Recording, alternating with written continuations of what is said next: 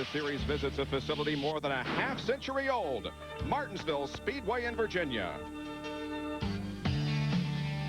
To the casual motorsports enthusiast, points leader Bobby Labonte's season stats may not seem like much.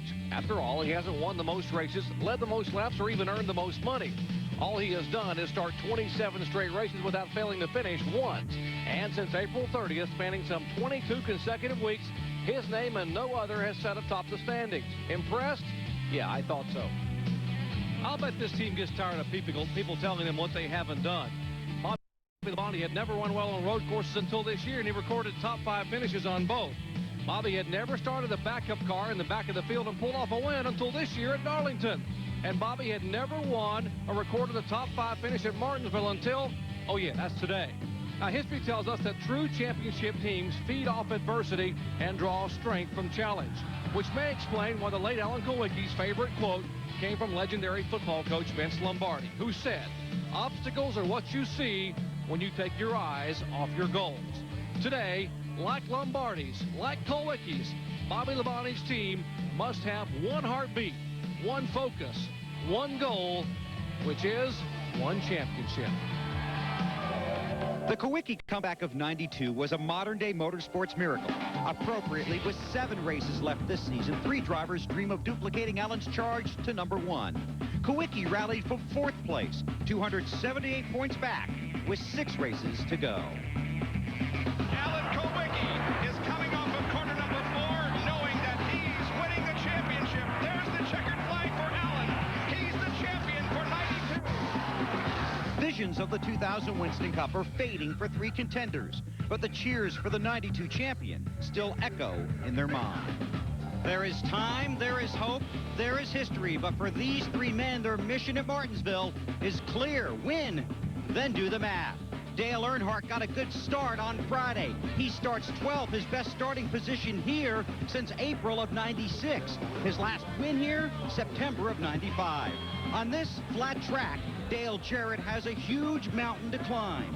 He has never won here, and today he starts 31st at a track where all 93 Winston Cup races have been won from a top 25 starting spot. Jeff Burton is a native of Virginia. He won this race 3 years ago. He's 4th in points, 3rd on the grid, and 2nd here in the spring. That's good, but right now it might not be good enough. The paperclip-shaped Martinsville Speedway with its tight turns goes all the way back to NASCAR's rough and tumble beginnings. Passing here comes at a premium, and sometimes you have to give the guy in front of you a friendly little nudge just to let him know you want to get by. This track is a throwback, and sometimes when a car is finished here, you're better off just to throw it away. Something else they'll throw away after today's race, the brake pads, because they really get on the brakes hard here at the Martinsville Speedway. Because believe it or not, in order to go faster, you have to slow down. But the key is saving the brakes until the end, so you can go racing in the final 100 laps. Another area of concern is the rear end gear, because it really gets abused as they constantly get on and off the gas. That also makes it tough on the engines, as they turn them as much as 9,200 RPM and all the way down to 4,500. 500 laps, 1,000 cycles through the power band. So many of these crews have their fingers crossed that their engines will last. After 27 events, only 268 points separate the top 4. Rudd and Stewart are tied for 5th. 3 of the bottom 4 are separated by 39 points or less. Now, Bobby Labonte can clinch the title by finishing 6th or better in the final 7 races. He reached the 4,000-point mark after Dover. The battle among the top 4 is closer than last year, and Alan Kulwicki proved 8 years ago that it's not over until the championship is clinched. Hi, everyone. I'm Bob Jenkins. Welcome once again to Martinsville, where we have been covering NASCAR Winston Cup racing since 1981. Down through the years, many times, not necessarily the fastest car won the race, and that was true in the spring, Ned. Yes, it was. Mark Martin came out the winner, and he admitted after the race that he didn't have the fastest race car, but some good pit strategy put him up front, didn't pit during the last caution when others did, stayed out there just hoping to get a top 5, and he won the race. So it just proved that pit strategy and track position are very important, and it will be here again today. Something else that's going to be important is getting off the corner. Watching these cars practice Friday and Saturday, I'm so impressed with the amount of horsepower that the engine builders have in these race cars today. But the crew's job is to try to get that horsepower glued to the racetrack. If they can, they get off the corner and get position on someone. They just might win the race. Today's entire 43-car field is separated by just a quarter of a second. A new track record was established in qualifying, and there have been 6 different winners in the last 6 races here. All that means it should be an exciting afternoon of racing, as ESPN, the worldwide leader in sports, and the National Association for Stock Car Auto Racing present the NAPA Autocare 500 live from Martinsville Speedway in Virginia. Man to get this race underway is about to be given. And here they are now. On behalf of the over 10,000 NAPA Autocare centers in the United States, gentlemen, start your engines.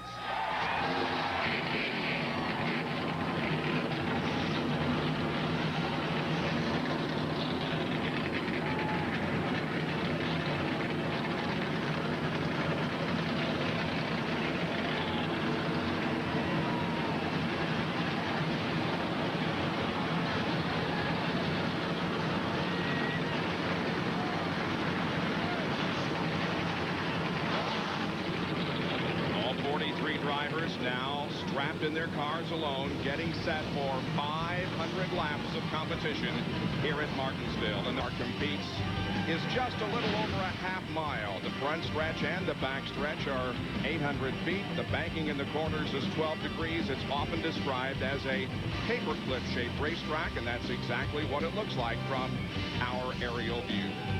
Now let's take a look at the Walmart EverStart grid. Tony Stewart has his 4th career pole position in the Home Depot Pontiac, and Rusty Wallace will start alongside in row number 1.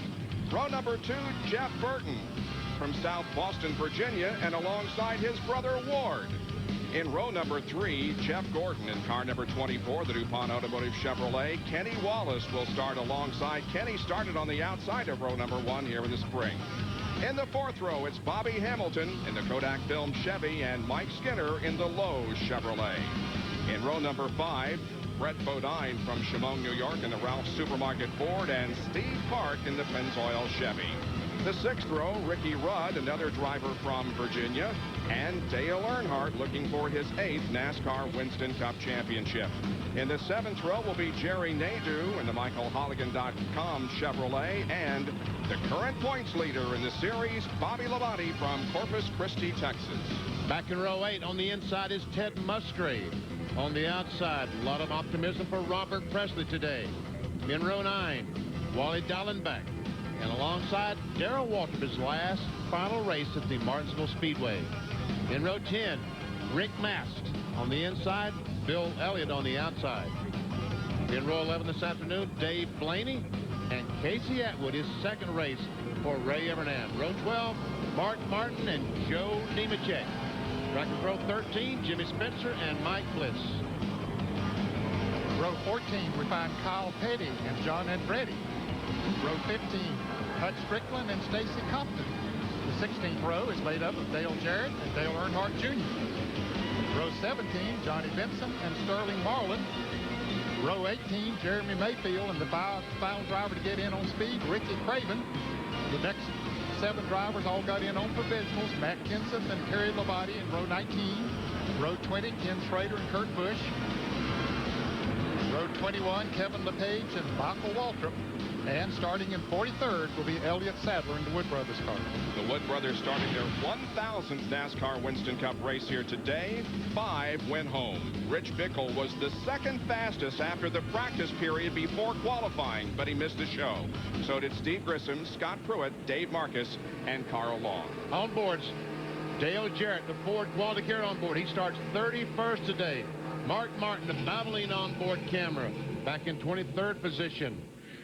Rick Mast, the Conseco on board. He starts 19th. Bobby Labonte has our Circuit City on board as he goes for that first NASCAR Winston Cup championship. He starts 14th. Ricky Rudd has the Rebestos on board camera. We'll have a great camera today on board with Ricky Rudd.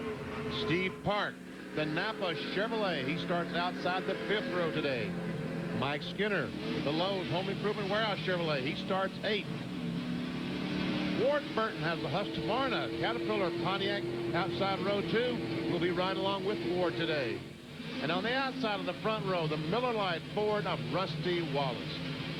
263 miles of competition. That's 500 laps. The purse exceeds $2 million. Pit window between laps 145 and 160. Jeff Gordon set the race record this race in 1996 at a little over 82 miles an hour. It's a beautiful fall day here in Martinsville, Virginia. Warm temperatures, nice breeze, occasional sunshine, and we are set to go racing at Martinsville in the NAPA Autocare 500, the 28th race of the 2000 Winston Cup season. Tony Stewart and Rusty Wallace are in the front row, and the race is on.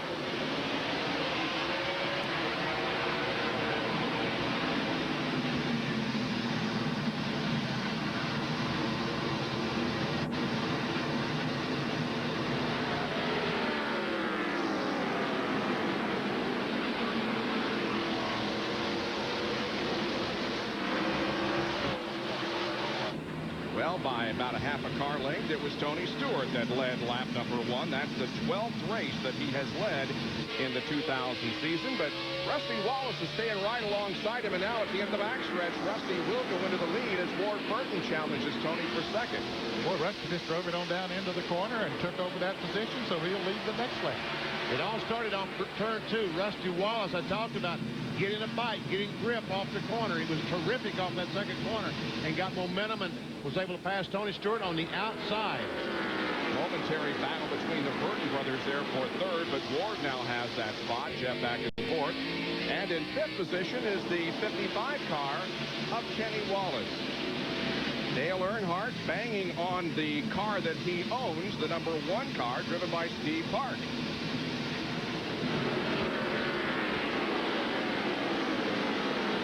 Here's the 31 car of Mike Skinner on the inside of Jeff Gordon, car number 24, and Skinner makes the pass. Earnhardt is just chomping at the bit. I want by, guys. Please quit running side by side. Give me a chance. But Bobby Hamilton not about to give up his shot at trying to get by Steve Park. Brett Bodine in that red number 11 car there reaches a milestone today. He's starting his 400th NASCAR Winston Cup race, and he has the 9th starting position, his best start since here in April when he started from 4th spot. And once again, Earnhardt trying to pick up positions here. Gets to the inside of Hamilton. He's going to pass Bobby. Now he's got Steve Park up ahead. And Hamilton now can't get to the bottom of the racetrack. Park finally got by. Earnhardt gets by. And here comes Brett Bodine. A little contact there between those 2 cars. Well, you have to be very careful when you get that close together. You can very easily cut a valve stem off. Of course, I'm sure that most of them have hidden those valve spring stems as far into the wheel as they possibly can to keep that from happening. Hamilton get the wall? I think he did. Boy, he was awful close to it if he didn't. And he was awful close to getting that thing all the way around. Now he's finally going to be able to get to the inside.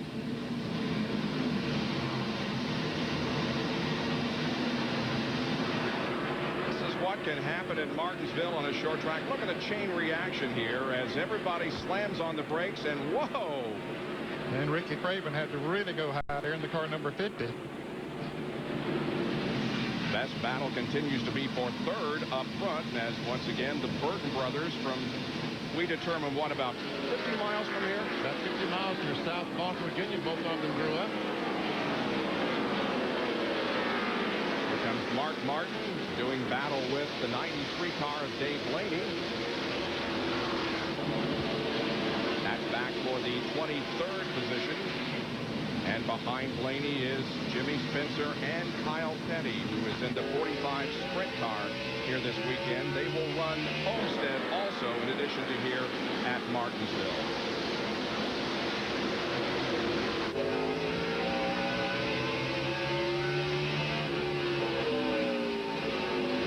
Notice the speed there of Mark Martin, 91.6.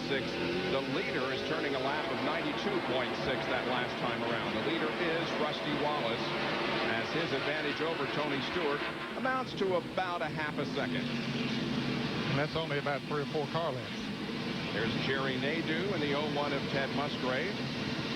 Darrell Waltrip, as Benny said, in his final short track race, his final appearance here at Martinsville. This is the 225th short track race that Darrell Waltrip has participated in his long and illustrious career.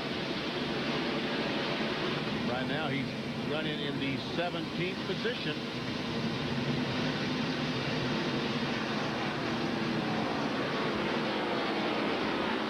That's up one position from where he started. He's 18th. And they've got Kyle Petty, the 45 car on the outside. Is Sterling Marlin, the Coors car, goes by, takes a position away. John Andretti there in the 43 is a former winner here, won in the spring of 1999, giving Pontiac its last win here at Martinsville, most recent win. With on the 40 car Sterling Marlin, he's made a pretty good move from 34th up to 26th. But now Jeff Burton has gone into third, passing his brother Ward, and once again we see Kenny Wallace with a good effort here in the early going. He has always run well here at Martinsville. Aha, a little bit of a bump. Stacy Compton against the wall in the Kodak form, and the caution flag is out. He's going to stay on the lead lap. Don't know how much damage he might have done, but he did stay on the lead lap. Stacy Compton began his Winston Cup career here at Martinsville in April of '96, but he brings out the first caution of the afternoon here in 2000. Let's take a look at it. Well, there's Kenny Schrader, the 36 car, right behind Compton. Gets in the back of him. He tries to save it, but he can't. He nails the gas, does a 360, and just touches the wall there at the end. One more angle. There it is. There was definite contact. Just spun him around. Stacy Compton, another driver from the Commonwealth of Virginia. He is from Hurt, Virginia. And we have yet another look at it on the far right of your screen. There, contact already made between Schrader and Compton that sent him spinning around. So 18 laps completed now here at Martinsville out of 500, and our first caution of the afternoon is flying because of this incident involving Stacy Compton. Rusting handling problems did make pit stops. Ned, who are some of them? Well, Elliott Sadler made a pit stop. Matt Kenseth, Ken Schrader, Michael Waltrip, Jeremy Mayfield, Hut Strickland, and of course the 9 car that caused the caution to come out, Stacy Compton, and Kevin LePage, Mike Bliss, and the 50 car of Ricky Creighton. And here's the 97 car back into the pits. He was one of those that stopped a little bit earlier. And of course is Kurt Busch, who is in his second Winston Cup race. He made his debut at Dover last weekend, having a remarkable race, starting 10th and finishing in 18th position. Boy, he's in danger of getting lapped here. Kevin LePage has been lapped. The green flag comes back out. Tony Stewart takes a look to the inside of Rusty Wallace, but he cannot pass, and Wallace maintains the advantage as Busch tries to hurry up and stay on the lead lap.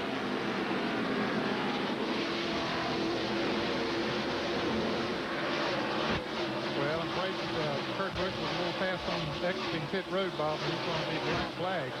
He was trying to beat that pace car. He was going to get lapped, so he was trying to pay the speed limit, but it was obvious he was going to get lapped, so he tried to beat the pace car out, and he was speeding as he exited pit road. There's no doubt about that. The problem is now he's probably going to lose a couple laps as he obeys that black flag. It was a stop-and-go penalty. He has come in for that penalty. There you see him coming down pit road.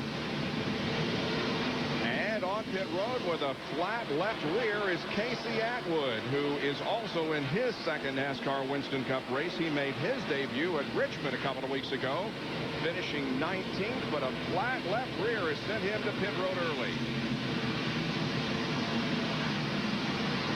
Here's Ricky Rudd trying to make a move on Bobby Hamilton.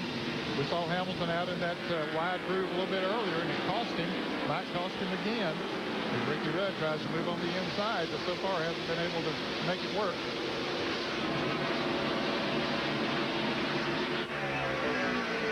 Ricky Rudd's most recent victory in Winston Cup competition was here 2 years ago on a hot day.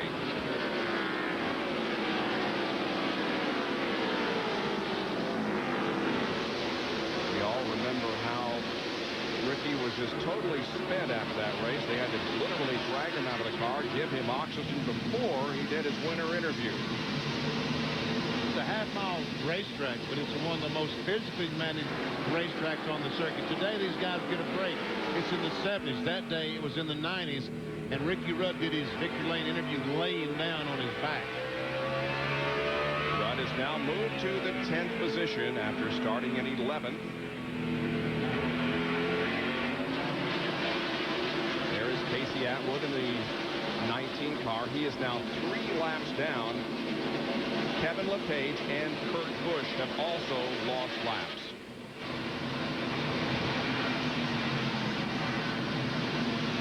Here's Nadeau and LePage both trying to get to the inside of Steve Park.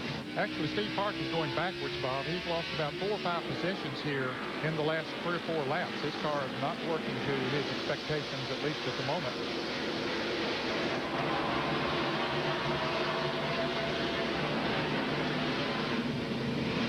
Right now, he's back in 15th position. What's the problem there, Bill? The car just won't turn in the turns, in the center of the turns, Bob. Really tight. It just will not turn for him. They were hoping the leaders would come in on that last caution because they want to make a wedge adjustment and a track bar adjustment. That'll be the change when they finally do pit. But they wanted to pit, they wanted to make an adjustment, but they just felt like they could not give up that much track position. Steve Park currently is back in 15th position, and the car is the last 15 or so made a pit stop, but he would have to go all the way back to 30th, and he just felt like now would not be a good time to do that. Well, for a taste of the race, here's some Jimmy Dean telemetry on Rusty Wallace. You see about 60 to 70% braking through the corner, and now watch the speed and the RPMs go up. And we'll see 9,000 RPMs, about 8,900 RPMs. Just as he comes off the corner. Boy, from a time standpoint, they're on the brakes almost as much as they're on the accelerator. See how hard he hits the brakes there? Up to about 122 miles an hour on the back stretch. Here on the front stretch, I saw about 120.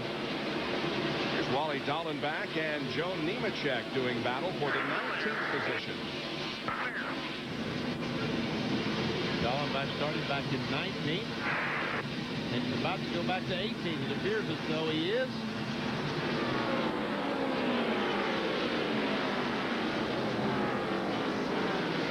Dives in on the inside before Rick Mast can get alongside.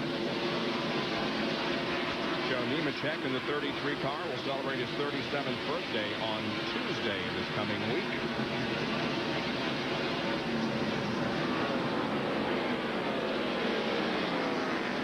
Marlin passing Mark Martin. Well, Marlin continues his march towards the front. Remember, he started back in 34th position, trying to, or just took over the 22nd position.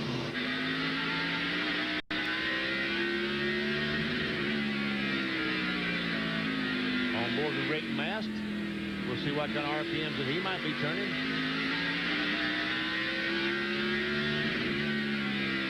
And we hear the engine misfiring right at the end of the straightaway. They're using a rev limiter on the engine to make sure that they do not turn too many RPMs. When it gets to a certain RPM, the ignition quits working. Boy, through the corners, Sterling closes right up on him. Kyle Petty, Dave Blaney, and Dale Earnhardt Jr. doing battle. Earnhardt to the inside of Blaney, and they race for the 27th position. Kyle Petty just passed Blaney the last time around. Now Earnhardt trying to take that position. They caught Blaney out in that outside groove. And there also is Dale Jarrett. They're battling for the 28th position. Johnny Benson, car number 10, right there. Jarrett started back in 31st position. Now here is Johnny Benson to the inside of Blaney. So as long as Blaney's hung up at that outside line, he is in deep trouble. And our points leader, Bobby Labonte, now comes up to challenge Bobby Hamilton for the 11th position.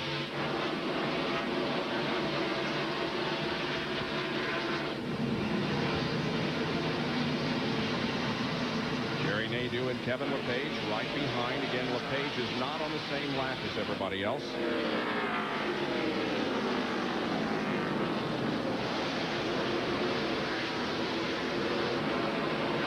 Not much going on up front, so we stay with where the battles are. Rusty Wallace continues to lead by just a couple of car lengths over Tony Stewart.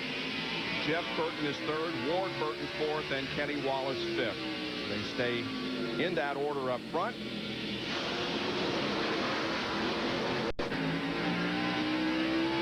And walking through the Bobby Hamilton pit this morning, was talking to the team, and Ed McClure, one of the team members, one of the owners, birthday today.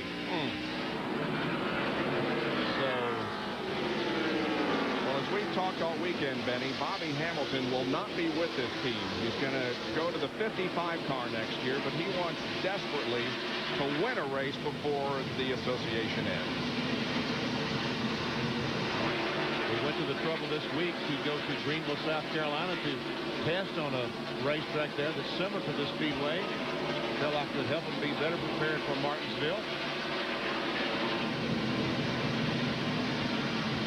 Ricky Rudd continues to make a nice march forward. He is now caught up to Jeff Gordon, who's 7th. Rudd started in the 11th position, so he's just very quietly has picked off one at a time to move up into 8th. There you see the leader, so all that group of cars not too far behind. Yep, running right together. And it isn't going to be too long for Rusty Wallace. It's going to be coming up on the tail end of the pack. 45 out of 500 laps have been completed in the NAPA Autocare 500. Rusty Wallace leads. Tony Stewart is second, followed by Jeff Burton, Ward Burton, and Kenny Wallace. Caution here because of Dale Earnhardt Jr. up in turn number 2, and we can watch the replay here. Goes down the corner, and the right front tire is going to go flat. Right there, he's turning left. All of a sudden, about right now, the right front goes flat. We see the sparks as the chassis drags the racetrack, but he wisely slams on the brakes, does not make any contact with the wall, and here they all come down pit road, Ned. And Earnhardt Jr. did go a lap down as everybody comes into the pits. Wow. There are 39 cars on the lead lap, and you can bet that most, if not all, will be in. Doc? Rusty Wallace wants one round of wedge, a quarter turn on the track bar, and 1 pound of air pressure down all the way around except for the left rear. But Rusty's going to get some major adjustments, and right in front of him, the guy that was chasing him from 3rd spot, Jeff Burton, also wants fight in his car. Bill Weber, how about Tony Stewart? Very tricky pit stall. So far, so good. 4 tires and fuel. Wants more forward by good stop. Looking everybody out of pit road. John Kernan. Dale Jarrett was in 4 tires, just a minor chassis adjustment, around a wedge out of the left rear for Dale Jarrett. He's fairly happy with the car. Boy, what a jam up we had coming down pit road. In fact, we've had a wreck right here at the start-finish line on pit road. Matt Kenseth looks like has tangled with the 9 car. Kenseth's cars tore up pretty bad there in the left front. There were a lot of cars that were just having to stop. That as traffic was coming out of their pits, those that were pitting back up towards turn 4. So the 2 top rookie candidates have problems here. Somebody's tire has rolling down pit road as they're trying to get the 9 car started again. The pit crew out to push it. And Kurt Busch is backing down pit road. That must be his tire. Yes, it is. The left rear is gone. He left with the lug nuts loose, and we see there's no tire on the left rear.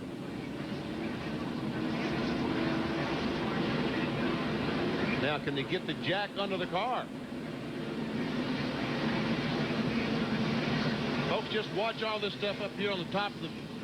Watch all this as the cars start leaving. Bobby Hamilton pulls out front. They have to slow down. Now, just as I guess that's Blaney when he starts going.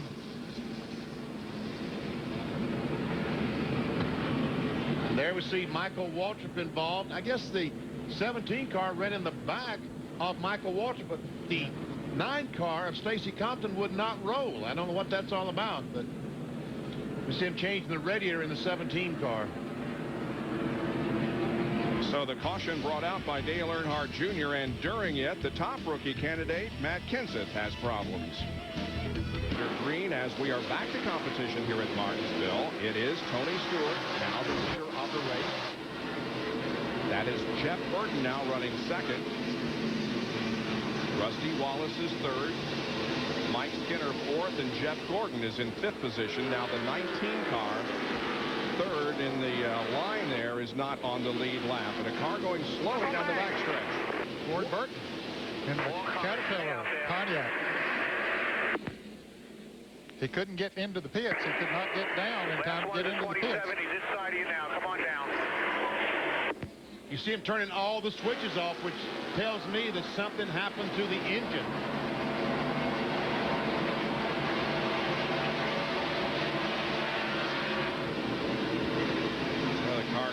Very slowly down the front stretch here. Yeah, I can't believe that he'll be able to coast all the way back around. He's going to have to go all the way around this corner before he can even get into what used to be the bet pit. Down to Bill. Yeah, Ward just said it blew up big time. Blew up big time. They're finished. Caution is out. Ward's car stopped at the end of the front stretch.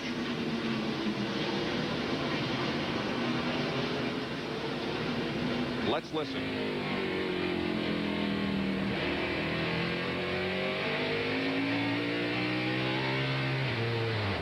Oh, yeah.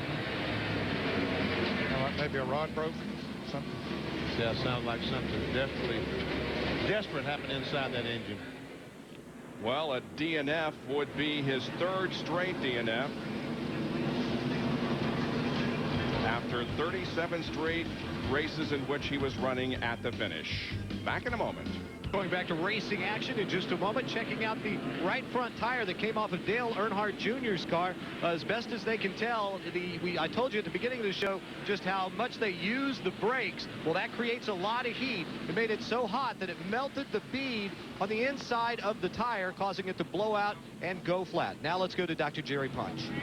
Well, Ward Burton has climbed out of his Caterpillar Pontiac, and after that great qualifying effort, fourth quickest, his day comes to a premature end here at lap 65. Ward climbing out, talking to the crew, and Ward, it sounded like he just suddenly snapped something inside the engine. Crank broke. You know, we had practice second round qualifying real close to the last practice, and we elected to wait change motor after that practice. That was a big mistake. We won't make that mistake again, but guys at the motor shop have been doing an excellent job. It's the first motor fail we've had in a long time. We just can't get any luck this last month, but we learned from this to go on. Tough break for a Virginia driver at a Virginia track. Bill Weber? A very tight pit road just got a little easier for Tony Stewart. This is Ward Burton's pit stall. It's now vacant. Right next to it is Tony Stewart's pit stall. They have to get all the car except for the right rear into that stall. But because now the 22 is gone, Tony will have a clear path that will help them as this race goes along. Green about to come out. And Stewart will be up front as the green does come out. Ready. Just a final thought on Ward Burton. He got off such a great start in the year 2000, but his last top five was at Bristol in the spring when he finished third.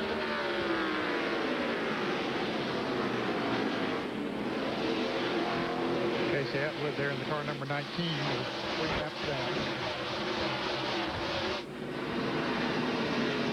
Letting the lead lap cars go by.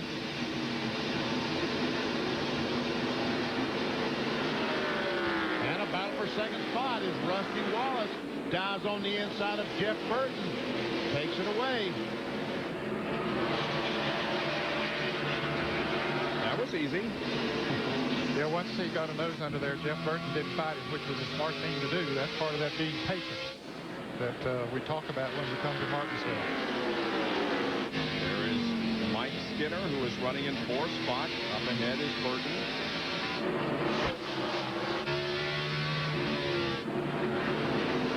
Lowe's will not be back as a sponsor on the Mike Skinner car in 2001. Side-by-side action here involves Jimmy Spencer and Mark Martin. Not anymore. It's a battle for the 17th position. Well, Mark came back up on the outside as that inside lane was sort of bumper to bumper. Spencer didn't have anywhere to go once he got there.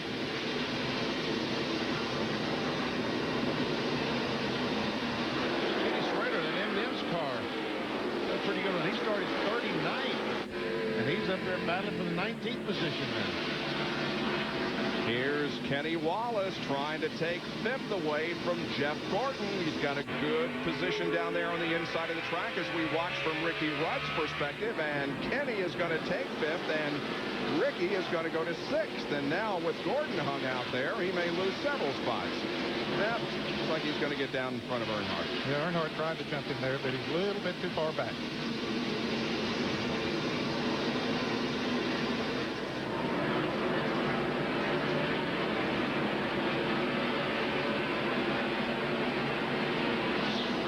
Pennzoil Copter Cam is providing the overhead shots here at Martinsville today, where we have had this beautiful weather all weekend with the temperature in the 70s and partly cloudy skies here today, but no rain in the forecast through the next several days here in the southern part of Virginia.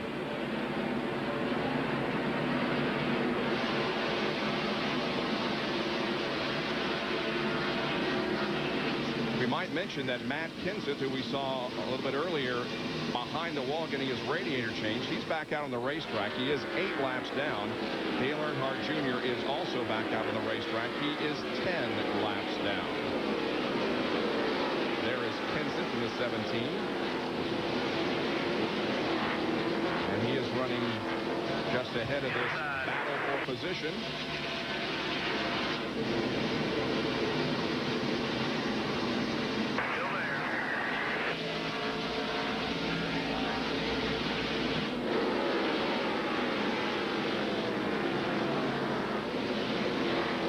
To the communication with Wally Dallenbach in the 75 car. His spotter telling him if it's clear or if there's someone above or below.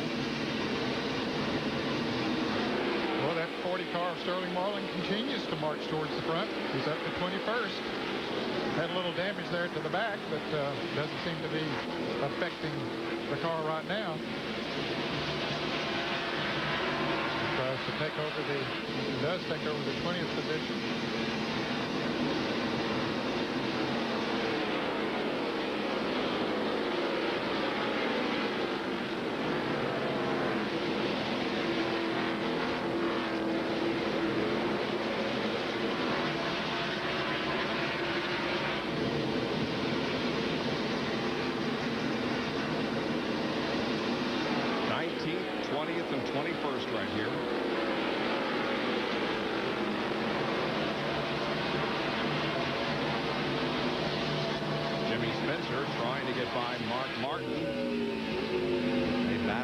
Position side by side until Mark took it, and now Jimmy would very much like to get it back.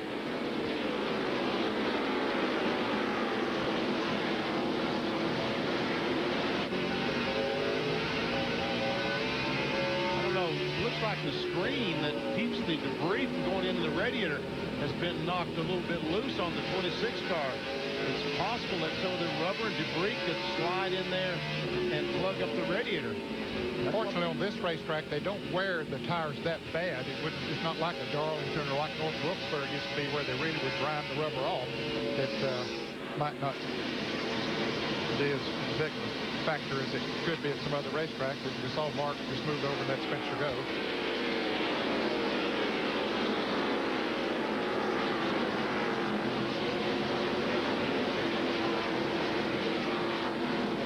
Spencer's best finish here at Martinsville came 7 years ago. He finished 3rd. Here's Dale Jarrett, who started 31st and has picked up 10 positions since the green drop. And about the last 5 of those, Bob, he's passed on the outside, which all those cars running bumper to bumper there in front of him, so he has been able to pass some cars on the outside, which is pretty unusual here at Martinsville.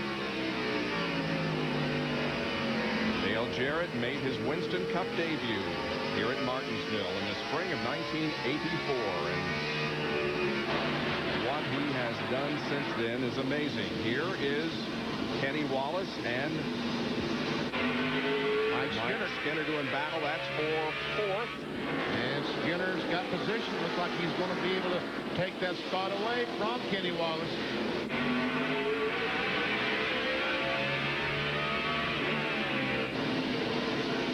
He hasn't been able to do it so far. Ricky Rudd, he's just wondering which one of those he needs to follow.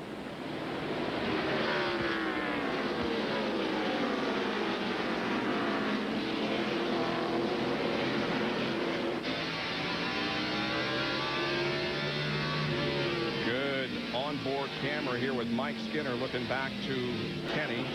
Now there's the lead that Tony Stewart has. It's about 3/4 of a second as we have completed 89 laps here in the NAPA Autocare 500. Tony Stewart, who won last week at Dover, is the leader with Wallace, Burton, Skinner, and Kenny Wallace, the top 5. To lead the NAPA Autocare 500 with coming up on 100 laps completed. That's the conclusion of lap number 98. Rusty Wallace is in second position.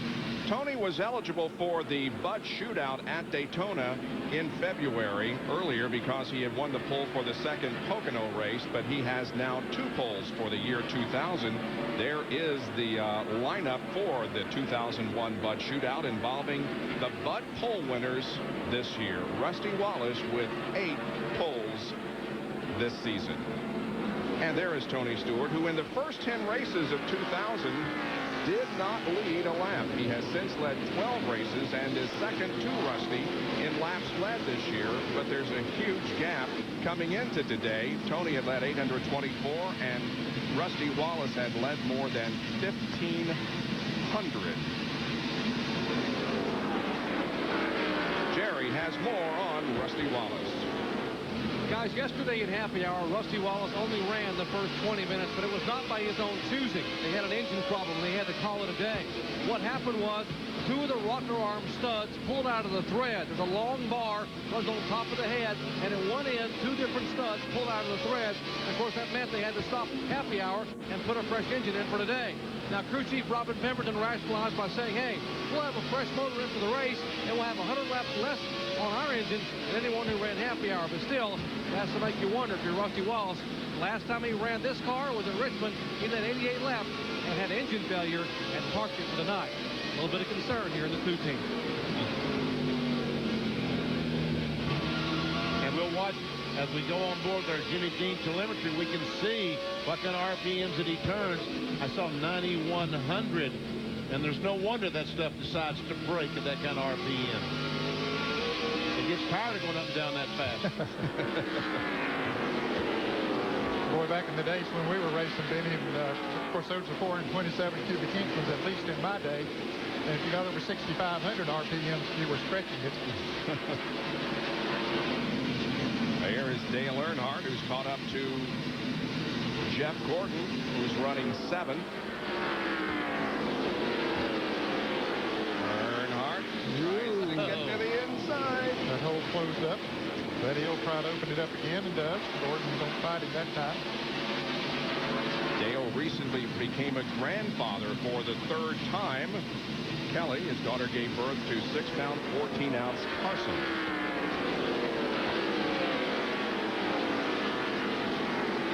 It's been about 50 laps since these cars made the pit stop and changed 4 tires. So now we're going to start seeing the guys that have that good chassis setup that can go for the long runs and the guys that are struggling, that are only good for 30, 40 laps. They said, the guys in this morning in the garage here said about 50 laps, and they really started dropping off.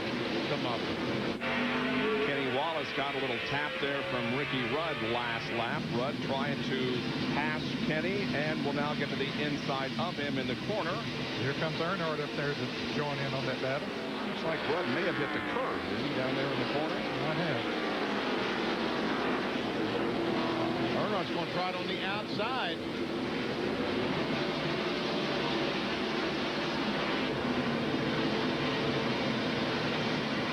And he's going to make it work. Looks like.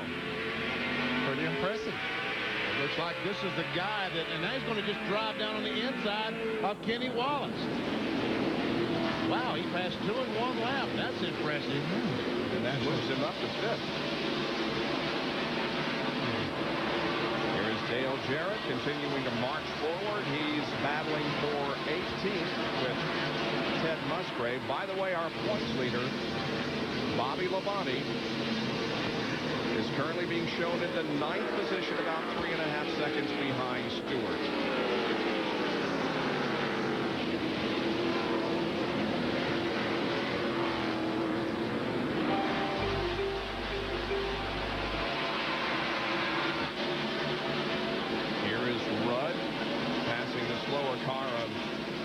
Elliott Sadler. Meanwhile, Earnhardt looked high. Now he decides to go low and will try to pass his teammate, Mike Skinner, going into turn number 1. Well, I'll tell you, his car, Benny, you talk about working after about 50 laps. Looks like his is one that's working very good. He passed on the outside. Now trying to pass on the inside. Hasn't made that work yet. But he's going from one groove to the other. Looks like the guys in front of this battle, Earnhardt and Skinner, talking about Rusty Wallace and Jeff Burton, looks like they're struggling just a little bit right now as Tony Stewart is starting to pull away. Tony Stewart is now a second and a half in front of Rusty as he moves to the second spot.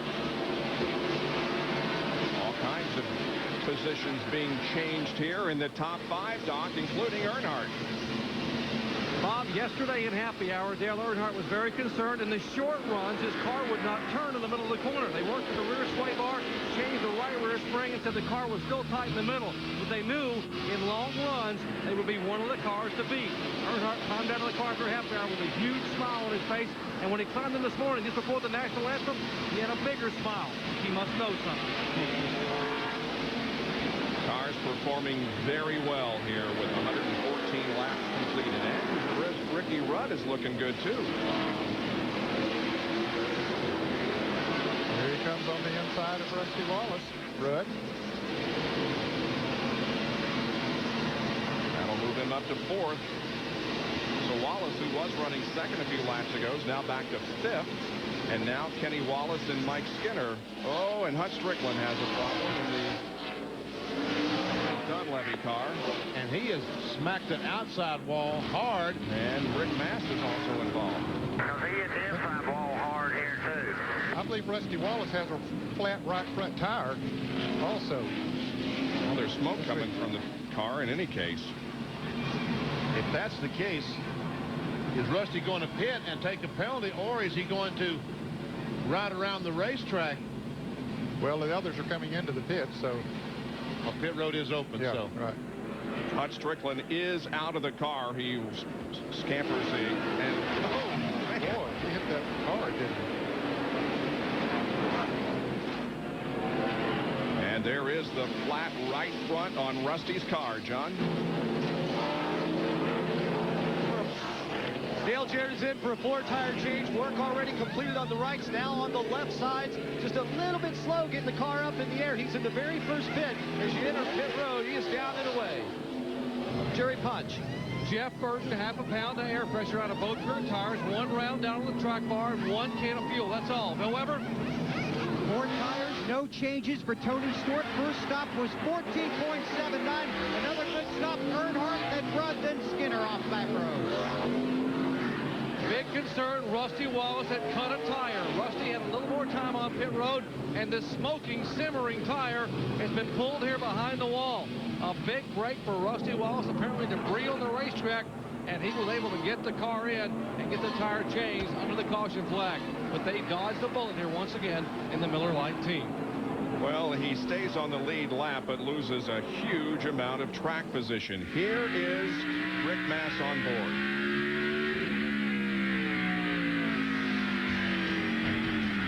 He becomes involved in an accident with Hut Strickland, bringing out the third caution of the afternoon at Martinsville Speedway in Virginia.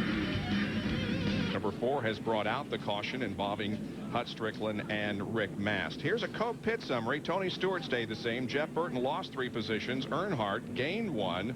Rudd gained 1. And Mike Skinner also gained 1. But now look at Rusty Wallace. He was 9th when he came in and comes out in 20th position. Bobby Labonte, our points leader, picked up 3 spots during that series of pit stops. Jerry? Let me explain. The team now has examined this tire along with the Goodyear engineers standing in their pits, and they cannot find any evidence of debris that may have cut the tire. And that is really cause for concern here, because in the spring on lap 254, Rusty had a lot of brake heat in the right front tire, melted the bead, ended up losing 2 laps. Now, he came and made both laps back up and led, but ended up fading at the end to finish 10th.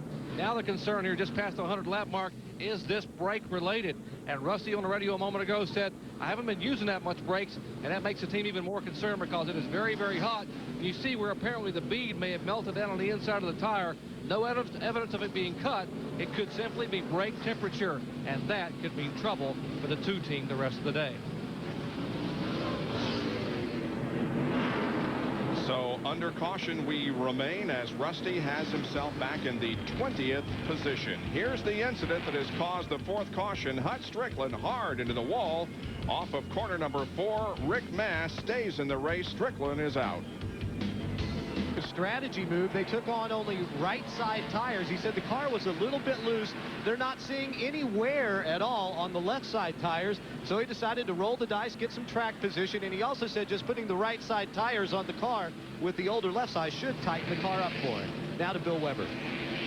Well, obviously another good stop for Dale Earnhardt. On the first stop, a small air pressure change to tighten up the car just a little bit. On this stop, no changes. The car's very good. Jerry? Goodyear engineers have told Rusty Wallace's crew that right front tire looked just like the one that came off Earnhardt Jr.'s car. Rusty says, I am not using the brakes. I promise you, I'm not on those brakes. Now the concern is, are they going to be above or below recommended air pressure? They're talking about it to see exactly what the problem might be, but the concern is heat now in that right front tire. We'll be going back to green flag racing next time around as the 2x2 formation begins. 33 cars currently on the lead lap. 2 cars out, Ward Burton and Hut Strickland. Tony Stewart at the front of the field with Earnhardt second, then Rudd, then Skinner, then Jeff Burton. Bobby Hamilton running 4th, then Bobby Labonte, Jeff Gordon, Johnny Benson, now you're clear all around. and Kenny Wallace. Here we go. You ready?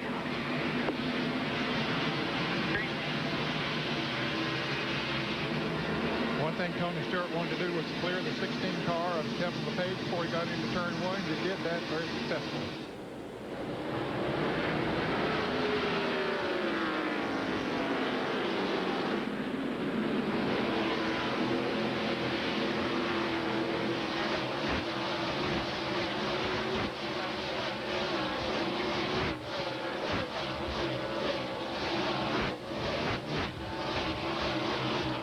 But I noticed that Tony Stewart slid up the racetrack when he took the green flag on that in turn 1. So it looks like these tires need a few laps to really hook up to their maximum.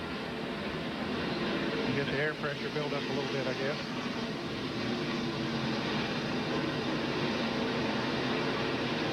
See Jeff Burton in 99 car and Bobby Hamilton side by side, and Hamilton has him on the outside. He's on the outside. The lap car's on the inside.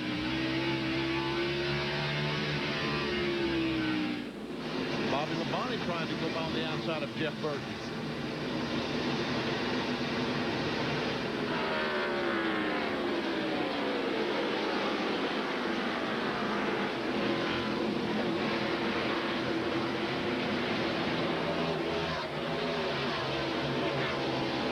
Flagman waving that blue flag with a yellow stripe, telling the cars on the inside, you have faster cars approaching you. Give them room. There's the 4 of Bobby Hamilton closing in on Mike Skinner. Running alongside Stacy Compton. There's a lap down in 35th.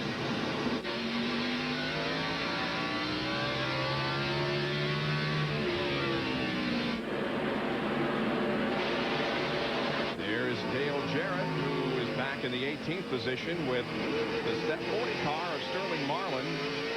50 car, Ricky Craven's running 16th. 40 car is 17th. Sterling Marlin just passed DJ on the inside the last lap. DJ got hung up out there, and all those cars running side by side there. They don't know which groove to take, whether to take the high groove or the low groove. So when you got about 4 or 5 roads there, running 2 abreast.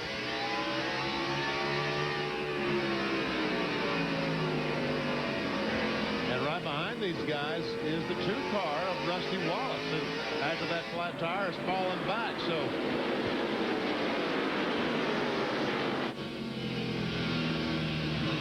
that's a bad problem. When you look in your windshield, see all those cars not a good feeling. Look at Rusty. The red going almost all the way over. And Phil Elliott up ahead, who's running 19. So Rusty has not gained a position since the green flag came out. Then you wonder if he isn't using those brakes more than he realizes. Of course, in this practice, he has to use them a lot, but sometimes it's hard to gauge just how hard you are on those brakes. Here's Jeff Gordon to the outside of Kenny Wallace. And Kenny now gets the 9th position.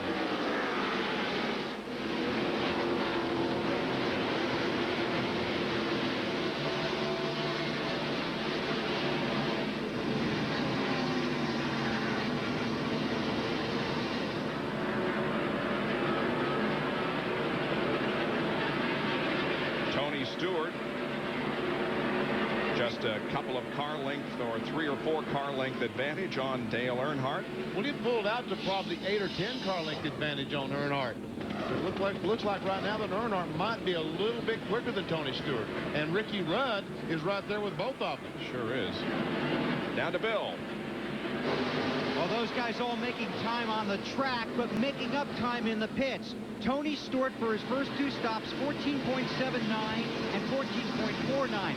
Rudd trying to go around Earnhardt on the outside. He's also doing well on pit road. His first stop was 17.32. The second stop for Rudd, 14.19, more than 3 seconds faster, and they didn't need to make any changes, so the team helping out their driver on pit road. Well, Ricky has taken 2nd position now, and he comes into this race tied for 5th in the point standings. That's the highest he's been in the point standings since 1997. And talk about an improvement from last year. At this time in 1999, Rudd was 28th in the point standing. I'm sorry, 34th in the point standing. And you know, Earnhardt, very seldom do you see Earnhardt move over and let someone go by. But I believe that was a strategy move. I think he wants Ricky Rudd to get up there and race Tony Stewart as hard as they possibly can, and hopefully use each other's car up. We talked about brakes and how much heat there is. This is the asbestos onboard camera on board Ricky Rudd. Straight away, the rotor cools off a little bit. He gets to the corner. Look how immediately it just turns cherry red. I also want you to watch the deflection in the tire on the straightaway. The tire is straight on the rim. He gets to the corner. Look how the rim is just trying to pull off the tire. And you see, you wonder why it would melt the bead on the tire. Look how close the inside of the tire is to that brake rotor that's cherry red.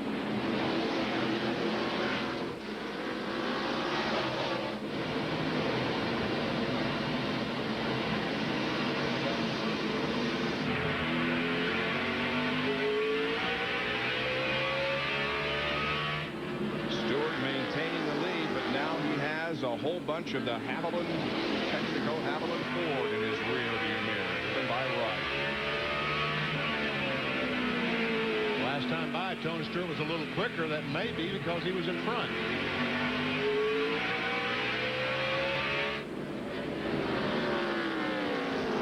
So far, Tony has led 65 laps. Rusty Wallace has led 53. And Mark Martin has also led here at Martinsville. They're the top 5. Stewart, Rudd, Earnhardt, Mike Skinner, and Jeff Burton. More from Martinsville in a moment.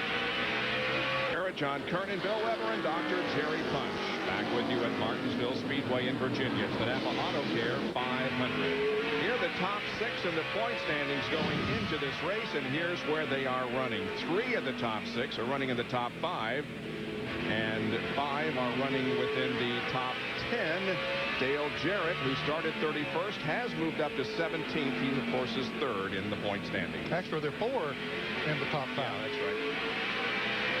Stewart is the leader of the race by about a 1/3 of a second, or that much, as we ride along with the second-place car of Ricky Rudd. They've been able to pull away by about 10 or 12 car lengths from Dale Earnhardt. There you see him coming in the picture. Earnhardt has a pretty decent lead on his teammate, Mike Skinner. Looks like Jeff Burton starting to come back to the front. We saw Bobby Hamilton, the Kodak film Chevrolet, pass Jeff Burton just after the restart. Burton's been able to pass him back, and now he's on the back bumper of Mike Skinner, trying to take over that 4th spot.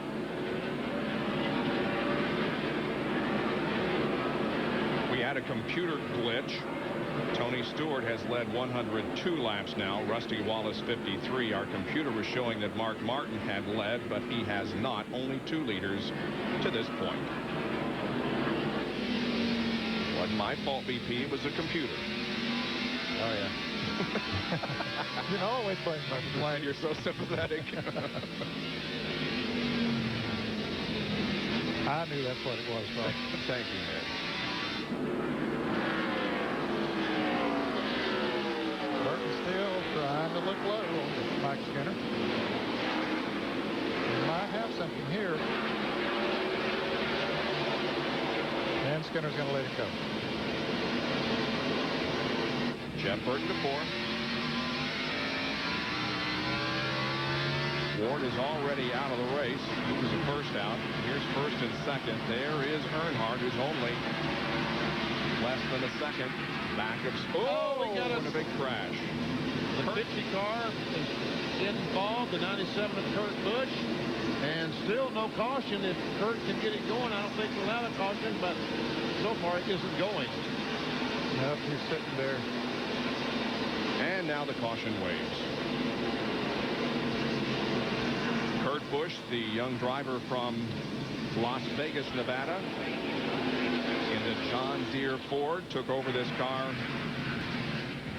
at Dover. Here is the replay.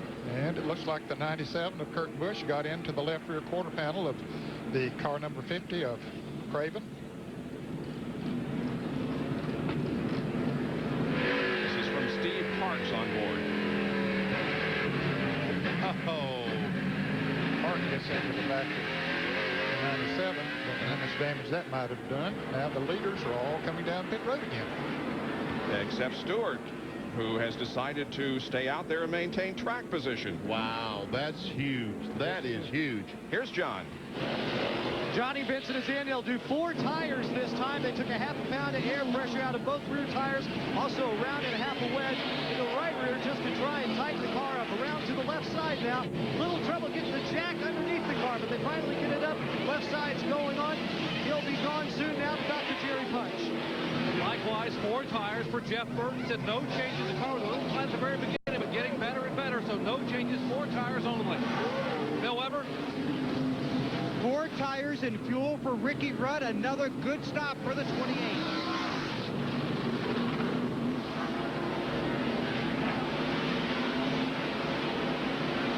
And Robert Preston, the Jasper engine, that's 77. He gets out up and gets a pretty good track position out of these pit stops. But Ned, I can't believe that Tony Stewart did not pit. Yeah, I can't either. He either thought the others would not come in. Of course, when you're sitting there in the lead, you're vulnerable. You don't know if they're going to stop or not. And so I guess they chose not to. They'd only run about 40 laps since their last pit stop. So it'll be interesting to see how this works out. Indeed, an interesting call. Tony Stewart stays out during the caution. He's going to be the leader. Kyle Petty is now second, followed by Jeff Gordon. Martinsville Speedway in Virginia as we get set for resumption of the NAPA Autocare 500. Under caution due to an incident over in turn number 2 involving Ricky Craven and Kurt Busch.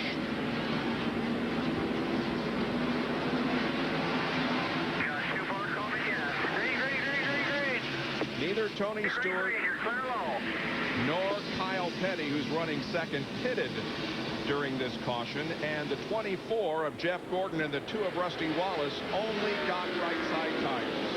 I think Sterling Marlin only got right side tires as well.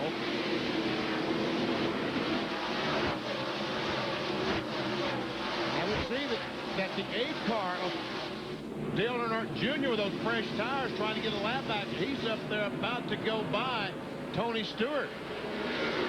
He is 10 laps down, Dale Earnhardt Jr. is. And here's a battle for the lead with Kyle Petty on the inside. Trying to take advantage of the fact that Stewart was on the outside when Earnhardt went by. Down to Bill Weber.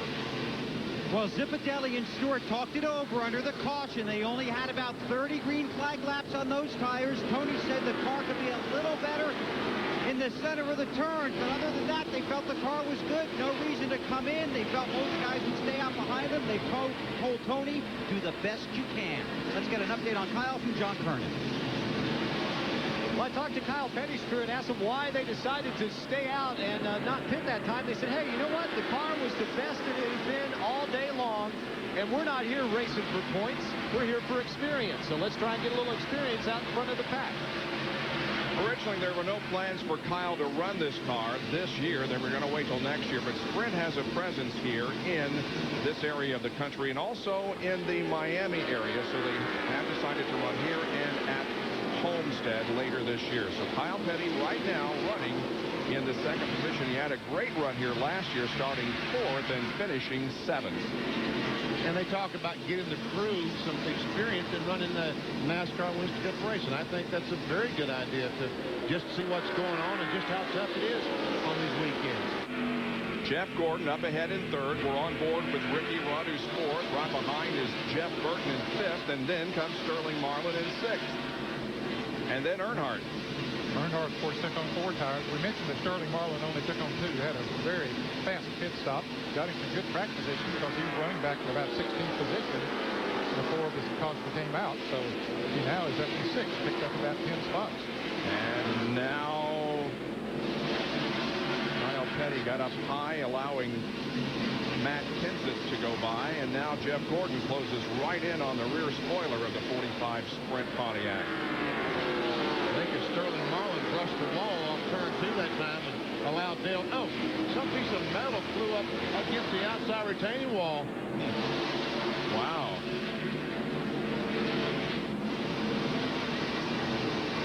That is on the back stretch. Meanwhile, Kyle Petty has lost the second position to Jeff Gordon. 3rd to, oh, and the caution flag is away, and I guess the debris has caused the caution flag. Matt Kenseth very alertly got one of his laps back. He's now 6 laps down, and Dale Earnhardt Jr. did earlier. So he's 9 laps down, and the caution flag out again as the pace car comes out. Watch this now.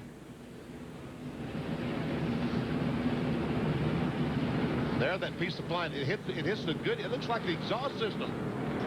You see it? It's going to draw a circle, but it vanished. It just vanished. Looked like an exhaust system off someone's car. Word is that it could be off the 40 car of Sterling Marlin. Let's see, they're trying to pick it up over there. A little warm, I bet, isn't it? Yes, yeah, it's a little hot. We see Sterling Marlin hit the wall off turn 2. See the right side there where the Coors is knocked in, and we see the concrete dust on the right side tires. I don't see any tail pipes, so yeah, there's using the shovels to. That's a good idea. Yeah, even with gloves on. Not exactly the right tools for that job, but they got it done. Absolutely. And nobody got burned. I tell you, this could, whoever car that is off of, that could create problems for them. Carbon monoxide and heat. Yeah. Even hotter than it normally is inside that car. Wally Dallenbach is in the pits with the hood up on his car. Now he gets back out, but he's going to lose a lap. Michael Waltrip has made a pit stop. He is going to stay on the lead lap. Still, that piece of debris is out there in the backstretch. That is not the one that we saw fly off the car. That was up in turn 4. Let's see if that might have come off of Mike Skinner's car. Oh. No, it's flying towards him. Wow. Yeah, something happened in front of him that it came from. And that probably is the piece of debris that's in the backstretch. Yeah. I think the Sterling Marlin hitting the wall off 2 has caused all these problems. Sterling Marlin still running 7th here as 177 of the 500 laps are completed. To the green flag as to why we went caution. All right, the 40 car. Watch him, folks. He comes off turn 2. He's going to go up, and about right here, he's going to brush the wall. See that little bit of a wiggle? He hit the wall off 2.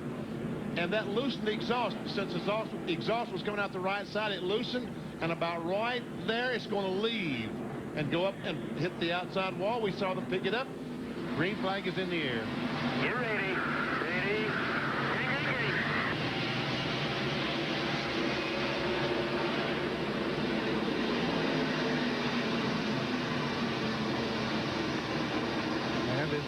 lap cars have all of these lap cars to pass it. Once again, Tony Stewart successful, at least for the moment, of putting the lap car of Kevin LePage between himself and the second place right now is Jeff Burton.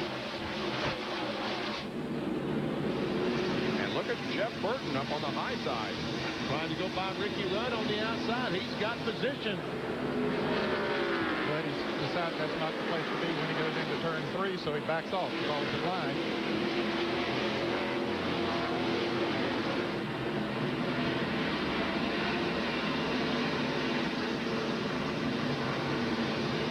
Casey Atwood there, the 19 car. There's a couple of laps down, 3 to be exact. Got a flat left rear tire earlier on.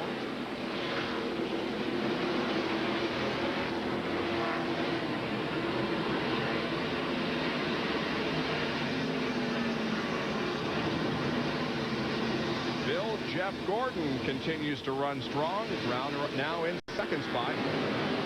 And impressive on this run, Bob, because his car has been very tight early in runs. They need long green flag runs. Otherwise, the car is just too tight. It gets better and better the more laps they turn on the track. But on that last stop, they just took 2 right side tires. So they're chasing Stewart and trying to hold off Rudd.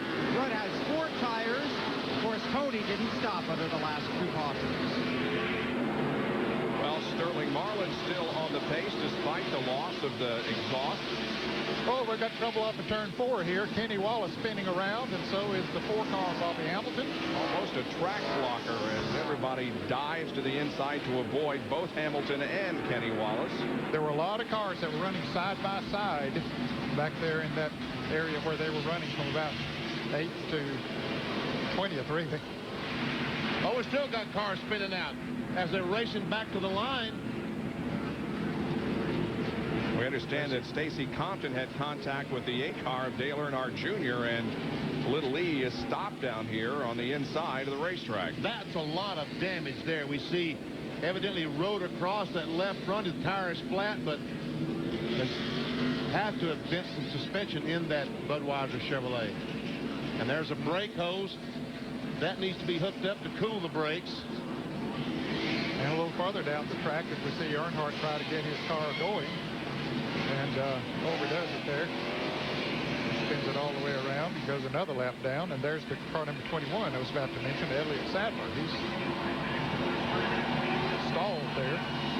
And a big weekend for the Wood brothers. They are in their 1,000th race. It all began back in the 50s when Glenwood began the racing for the Wood brothers, and when he started back then, his car was red, and that's why Elliott's is painted red this weekend. The car number 77 was also involved in this, Bob, as we see them push the sit-go forward, and Robert Presley, who had a very good run going here today, but you see is taking it behind the wall and see a lot of damage to his car. Wow, it's tough run. Back and look at the replays now from Rick Mass on board. Well, Wesley Wallace gets in the side of his brother. Yep, he's got his left wheels down on the curbing, it looked like, bounced right up into it. It looks like the 77 car might have run into Bobby Hamilton and caused his damage. That was just a chain reaction type of a situation. Mark Martin had to take evasive action to avoid hitting Hamilton. This is Rusty. And there's the contact. Brother, I'm sorry. I didn't mean to do that.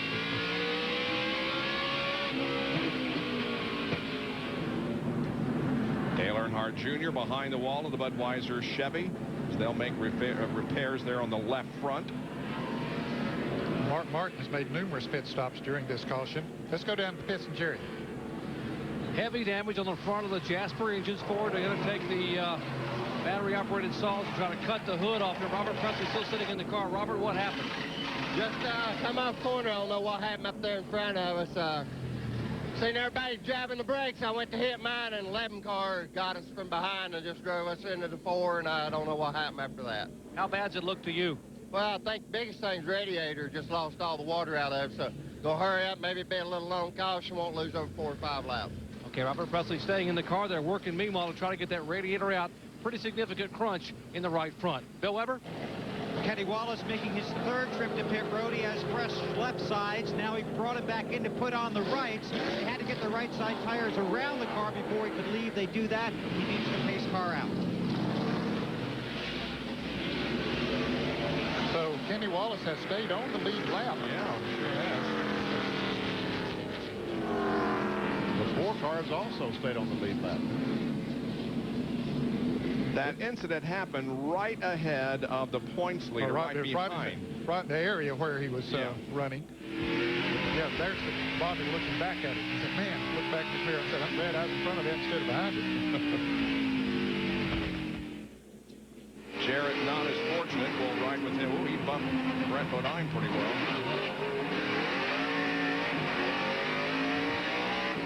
John Kernan with Dale Earnhardt Jr. Well, Dale, a tough day, made even tougher for you there, racing back to the line. Yeah. I saw the leader slowing up, so I thought we might have a chance.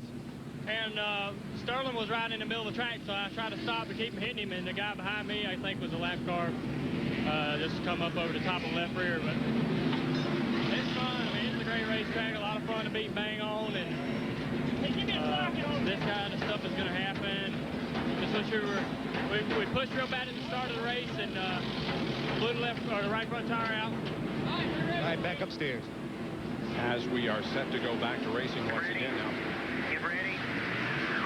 Green. For the past several times when we've gone back to green, we've seen that 16 car up there. He, however, did get his lap back, and so Kevin LePage is on the lead lap in 29th position. It's Stewart, Gordon, and Rudd up front.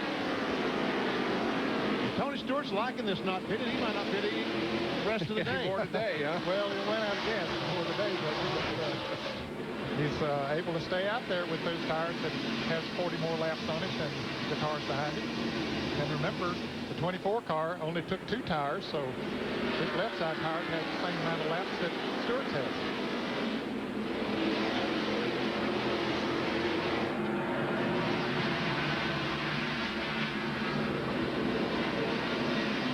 Dale Earnhardt, the Goodwrench Chevrolet, and I think it seems like all day long, after 30 or 40 laps after the restart, Dale Earnhardt seems to be one of the fastest cars out there.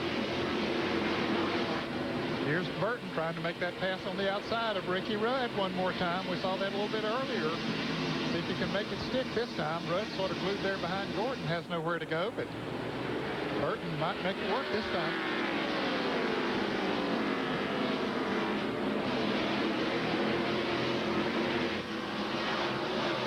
Well, he knows he has a good, clean driver on the inside of him there in Ricky Rudd. Ricky's not going to run in there and push him out to the wall.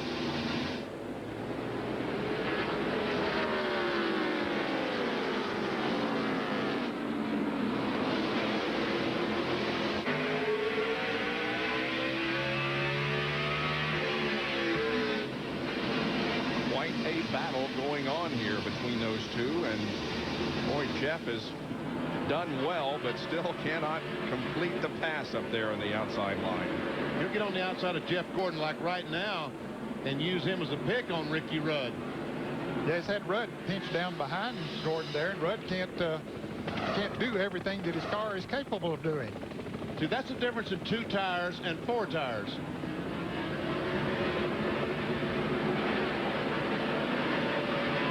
It's a slow process. And here comes Earnhardt. Play with these guys. And Sterling Marlin still running strong without those exhaust pipes. But that shouldn't hurt him as far as the running or the handling of the car is concerned. Well, Burton passes both Rudd and Gordon, and Jeff Burton is now in second spot. And Ricky Rudd will try to use the outside line himself now and pass Jeff Gordon. And he does. Now Earnhardt says, well, they did that. Let me try it. Monkey see, monkey do. Well, maybe not monkey. They've got to protect Sterling Marlin there, sitting up there. So. And Jeff Burton looked on the outside of Tony Stewart down at 3. Meanwhile, back here, Sterling Marlin takes a look to the inside of Earnhardt, but now Earnhardt's got the line down low on Gordon.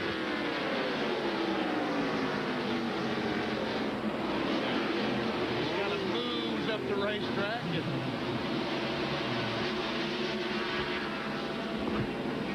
And Jeff Burton now is up high, trying to take the lead away from Tony Stewart.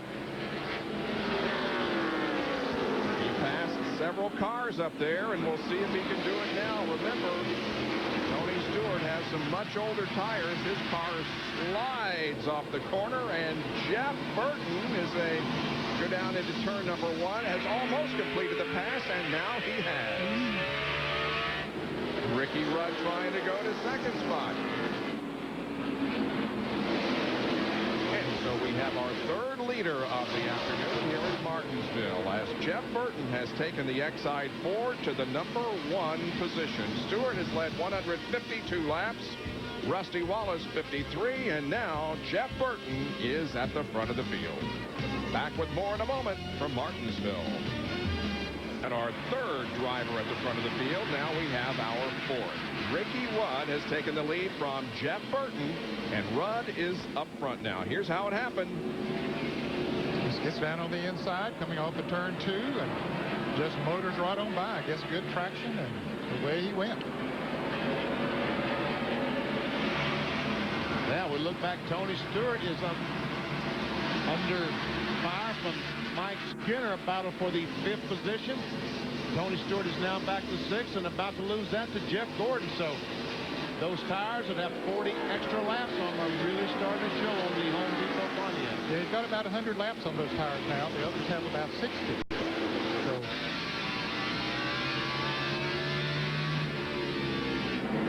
So normally we show you the serial on a driver who's moving up. In this case, because of those worn tires, Tony Stewart is moving back from 1st to 7th in a short amount of time. Lap 195 to lap 214.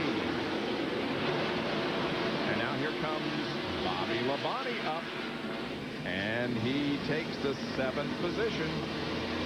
he didn't fight him too much. He didn't let him move right on by. Although he had certainly given the others plenty of room to pass when they came up to him.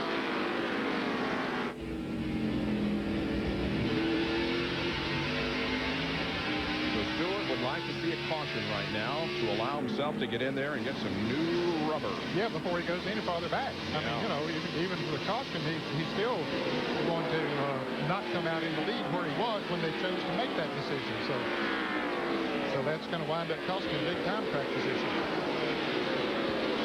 Here's Kenny Schrader, also Rick Mast, and Rusty Wallace. Now the 36 and the 2 are battling for position.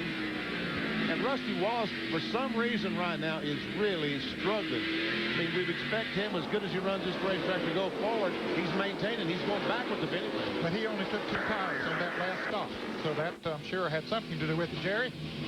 Yeah, that's exactly what I was going to say. It took only 2 right-side tires. They put wedge in the car, but they had running it back at about 19th to 20th spot. Although he gained 9 spots on that pit stop with 2 tires, the 2 tires obviously not paying off now because he's not able to grip the racetrack at all. You watch, the RPMs are not going quite as high as they did before, and that's because he's running slower times on the racetrack. And the speed also not nearly what it was, only up at about 114 miles an hour. We saw about 9,100 before on RPMs. That time all I saw was 8,700. We'll watch again. I saw 9,000 for just a second. So Rusty is back in 21st position now.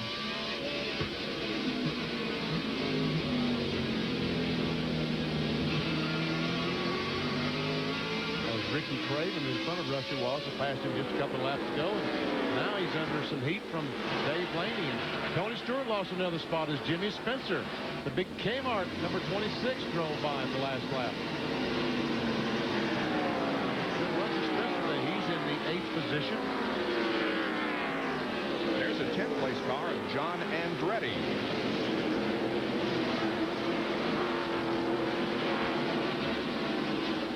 Bobby Hamilton and Ted Musgrave are racing together for the 27th position. DeFore was up in the top 10 there for a long, long time, but he, of course, got caught up in that altercation coming off turn 4, had to make a pit stop, spun around. As a matter of fact, you see some damage on the left rear. of his Chevrolet. Remember, we talked about Kevin LePage, how he got his lap back, and now he has worked himself up to the 26th position. And Darrell Waltrip there in his final appearance here at Martinsville is still on the lead lap in the 25th position. This is Waltrip's 52nd start here at Martinsville. 11 wins at this facility. 8 pole positions, the best among the active drivers.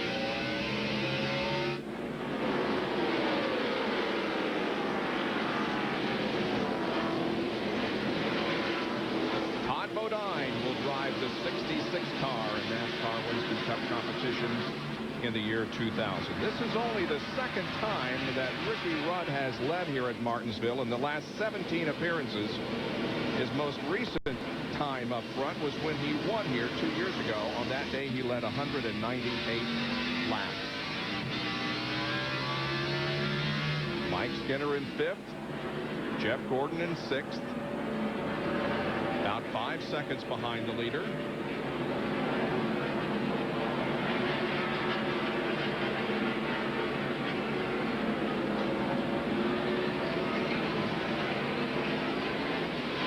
About 21 more laps to go before we reach the halfway point of this NAPA Autocare 500. And the interval is 1.2 seconds. That's the lead that Ricky Rudd has over Jeff Burton. Running 3rd is Dale Earnhardt. Sterling Marlin is 4th. Mike Skinner running in 5th. It leads at Martinsville, Virginia, as we are now completing 236 laps. Going a lap down there, Mike Bliss in the number 27 car. But Ricky Rudd's advantage now over Jeff Burton is 1 3/4 seconds. Just put a lap on the 27 car there of Mike Bliss, who was in 31st position. The second place car for Jeff Burton. And while we were away on break, the car 77 of Robert Presley did come back into action. At the same time, Wally Dallenbach was pulling his car behind the wall. And Dale Earnhardt Jr. now, well, he makes an effort to come back out. He's in the pit road. Now he's going to come back out. But he's about 56 laps down. And Presley is 41 laps down as he returns to competition. Oh, now Ricky Rudd up behind Kenny Wallace, trying to put the Square D Chevrolet a lap down. Kevin LePage, the 16th, FamilyClick.com, Michael Waltrip, all these cars going to be racing pretty hard. Kenny Wallace is racing with LePage for the 29th position, but meanwhile, Rudd splits the two. Well, Kenny Wallace was running up there in the top 10 until he got spun out, and now had to make pit stops and go to the back of the pack, and now is getting lapped. So you think Bobby is struggling a little bit, Humphrey P? Yeah, it looks like he is right now. I don't know, Jerry, is he struggling right now? Well, Vinny, actually he is. He just radioed a moment ago, so this set of tires isn't nearly as good as what he had on before. The car doesn't want to roll very freely through the corners, so he's got to be very, very careful. And Jimmy said, remember our plan. Talking about Jimmy Maycar's crew, he said, remember our plan. Right now, most concerned is keeping the nose on the car and keeping the fenders on it. Stay where you are. So Bobby running a conservative 8th right now, but as you said, the car not as good as it was earlier in the afternoon. Got his teammate right behind him as we look back from the Circuit City onboard camera. And right in front of him is Jeff Gordon, and Bobby's about to try to pass him. So you wonder if Bobby's struggling, Gordon's struggling even more. Yep. I guess those 2 tires that Jeff Gordon changed is starting to haunt him, just like Tony Stewart not changing at all. Yep. Bill has an update on Stewart as the caution comes out for Dave Blaney. Well, no caution yet, but it's out. It is now. Bill? This could be a big break for Tony Stewart. He was only about 23 laps from having to pit for fuel because he didn't pit earlier. This should open the window for him. He'll come get those tires he so desperately wants, but so will everybody else. Well-timed caution. Dave Blaney has the car going once again, so this may not be a lengthy caution, but it will allow Tony and a lot of others to get a very needed pit stop. Yeah, I think you'll see all of them come in now, Bob. They can't afford not to. They saw what has happened to Tony Stewart, so they're going to come in. There was an the old-time caution flag for Kenny Wallace just being lapped a couple of laps ago. Yeah, that's too bad for him. All right, here they come down, led by Rudd. Jimmy Spencer's going to be among the first to hit his pit box. Here's John. And John Andretti told his crew chief Greg Stedman that the car was just a little free off, so they've opted just to change all 4 tires. Already working on the left side to Dr. Jerry Punch. And Jeff Burton says to Frankie Stoddard, leave it alone. Don't change a thing. 4 tires, 1 can of fuel, clean the windshield. That's all. Bill Weber? 4 tires, fuel, no changes for Rudd. Last 2 stops have been 14 seconds and change. Earnhardt is right in front of him. Rudd's away, but he's going to lose several spots. The 99, the 3, to the 31, and the 28 beat him out. 99, 3, 31, 28, 18, 26, 20 as they come off pit road.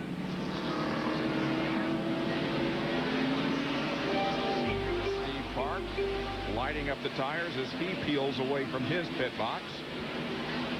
There is LePage. Here comes Schrader. And LePage was able to get back on the lead lap on that caution flag.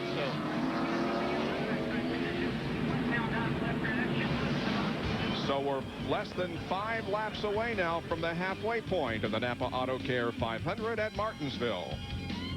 Back to competition at the NAPA Autocare 500. Now watch the rear tire changer on the 28 car coming around. When they let the car down, the hose was stuck under the right rear wheel. He finally jerks it out, but it cost him 2 or 3 seconds, and 2 or 3 seconds is a lot of spots anymore in a pit stop. Yeah, he came out in 4th. We're going to get the green on lap 250. Green.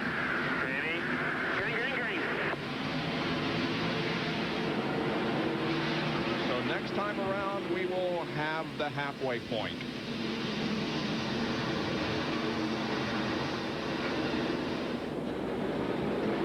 Robert Presley trying to get a lap back. One of his 40 laps back. By the way, before we went to break, I said that Kevin LePage just got back on the lead lap.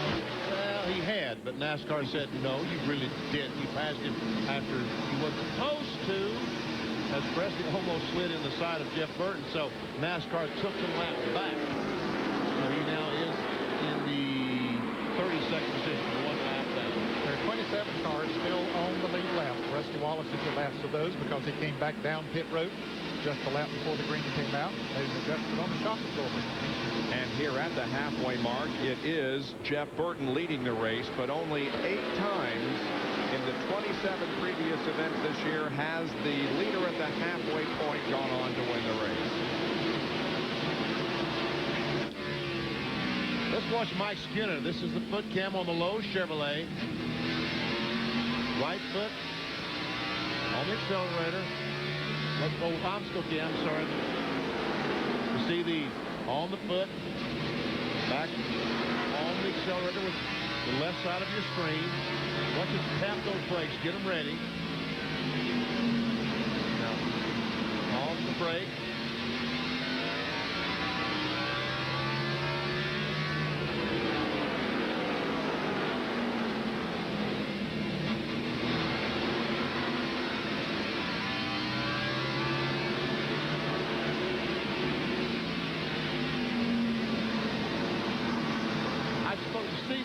There, I think that is something in case the throttle were to hang, that he could jerk it up and unhang the throttle.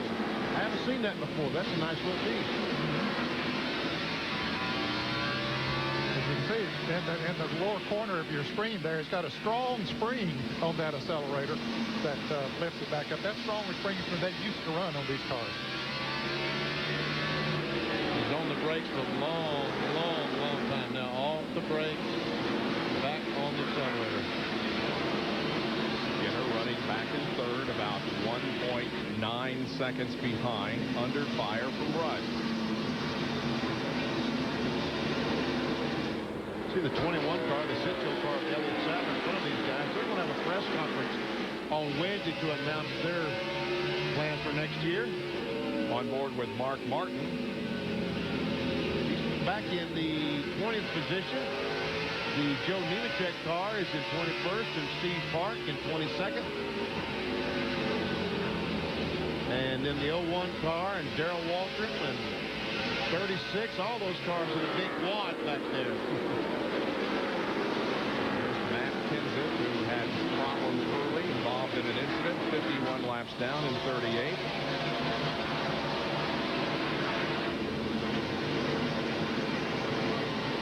There's Ted Musgrave, who is running 23rd. One car, Steve Clark. Moved to 22nd.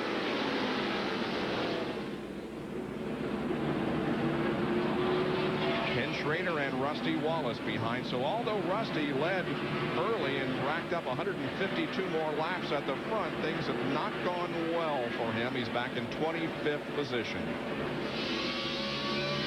Well, he's passed 2 cars since they restarted. Michael Waltrip and Darrell Waltrip. Because he was 27th on the restart. Now trying to pass Ken Schrader.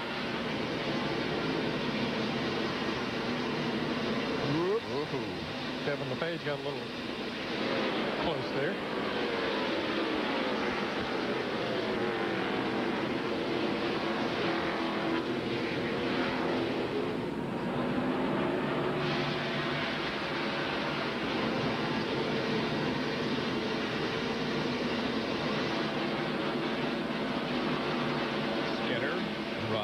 Bobby Labonte running close together in 3rd, 4th, and 5th. So remember now, Bobby Labonte, all he has to do is finish 6th or better in the remaining races, and he will automatically win the championship. And right now, he is running in the 5th position.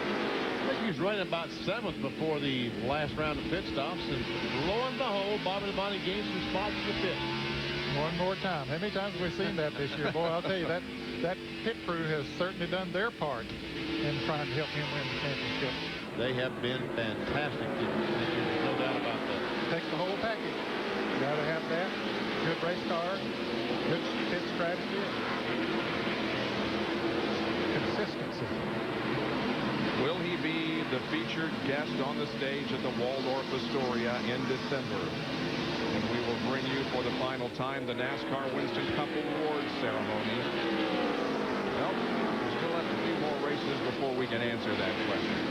But the chances are pretty good. It's looking pretty good right now. Yes.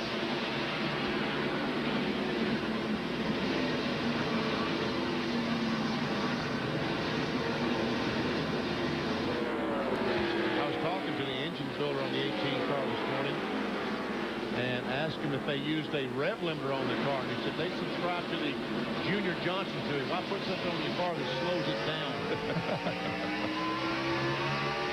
On board with the 88 car of Dale Jarrett, who is right behind Jeff Gordon. Just took 11th away from Bobby Hamilton a couple laps ago.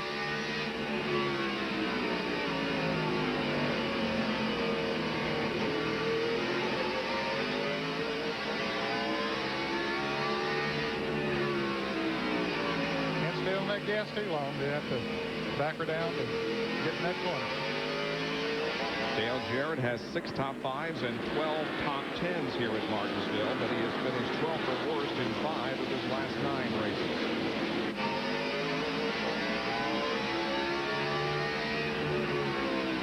Yeah, he looks on the inside.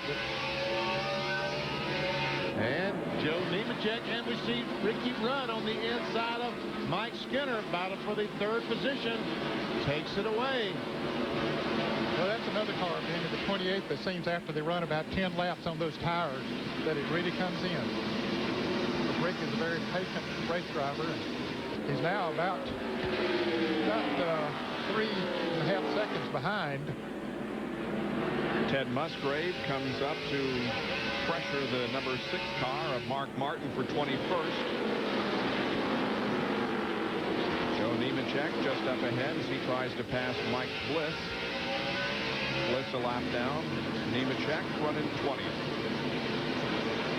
Well, Tony Stewart's car slowed all of a sudden coming off of turn 2. I don't know if he slipped or what happened, but he got in the back of Jimmy Spencer and almost spun Spencer, and he backed off and let Spencer get back under control. Okay.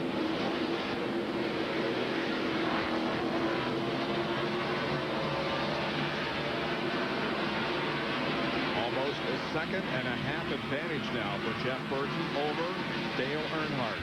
Running 3rd is Ricky Rudd.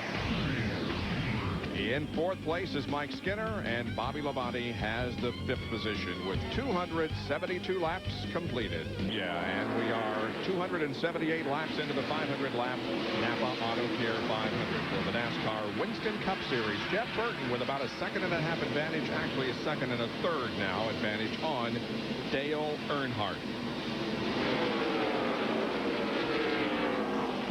Earnhardt seems to be closing the gap just a little bit. He was about a ½ mile per hour faster the last lap than Jeff Burton.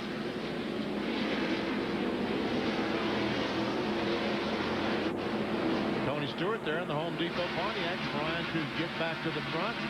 Jimmy Spencer, oh! I thought he was going to run in the back of the 55 car, talking about Spencer, but did not. And Bobby Hamilton is off the pace. The Kodak Film Chevrolet is slow. Oh, and the wheel comes off. Wow. Wow, thank goodness for that wheel fence, and now it's coming down towards the pits. And everybody in the pit area scattering. It's going to come over and hit one of the vans. Yep, somebody who thought they had that good parking place down there in the pit area is going to find a dent in their vehicle. Well, that could have been a serious situation. Anyway, this is the caution flag now out again, as Hamilton there on the right side of your screen comes in for the pit stop. Minus the right front wheel. Yep.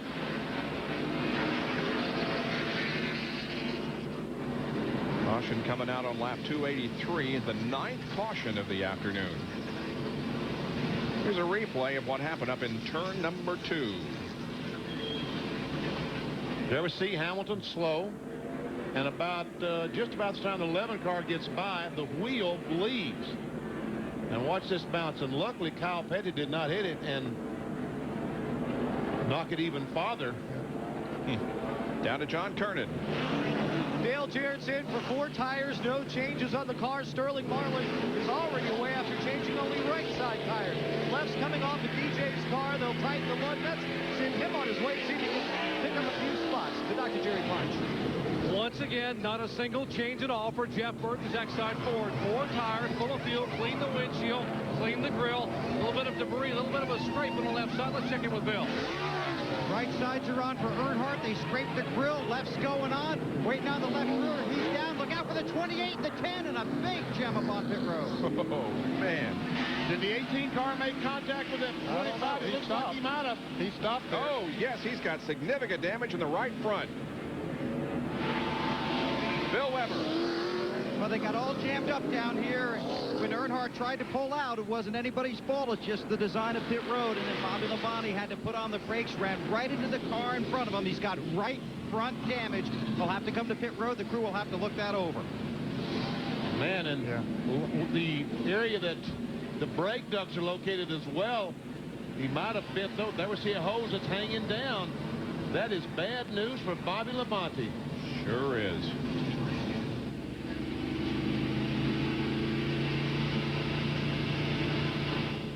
You ever see the cars leaving pit roads? There comes Jeff Burton, the 10 car. Earnhardt just completes his, and there they start stopping. The 25 runs in the back of the 31, and Bobby Labonte runs in the back of 25.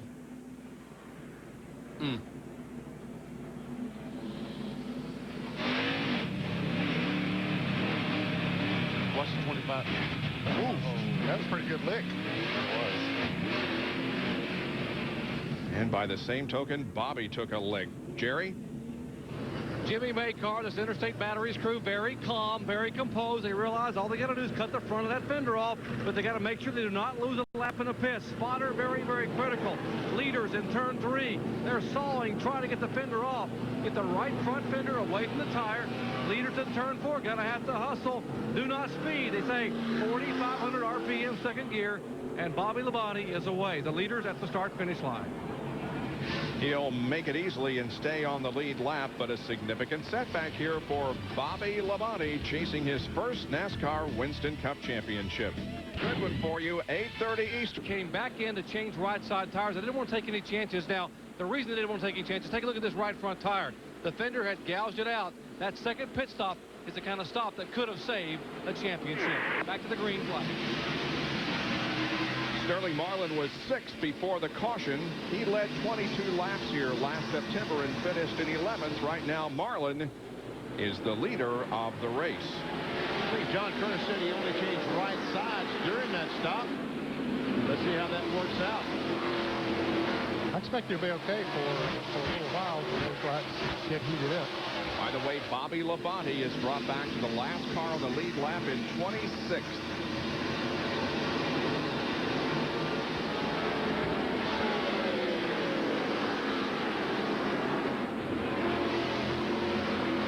All of his challengers are ahead of him right now. Those that he's been battle for points. Listening to Dave Blaney's spotter. A little contact between the 99 and 93 as 99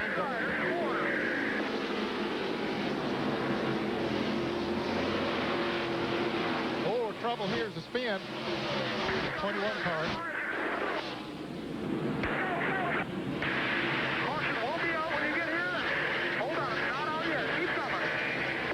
Now the caution is out. The car, Elliott Sadler tried to get his car going, but couldn't. And Blaney is not going to be able to get his lap back as Marlin takes the caution flag.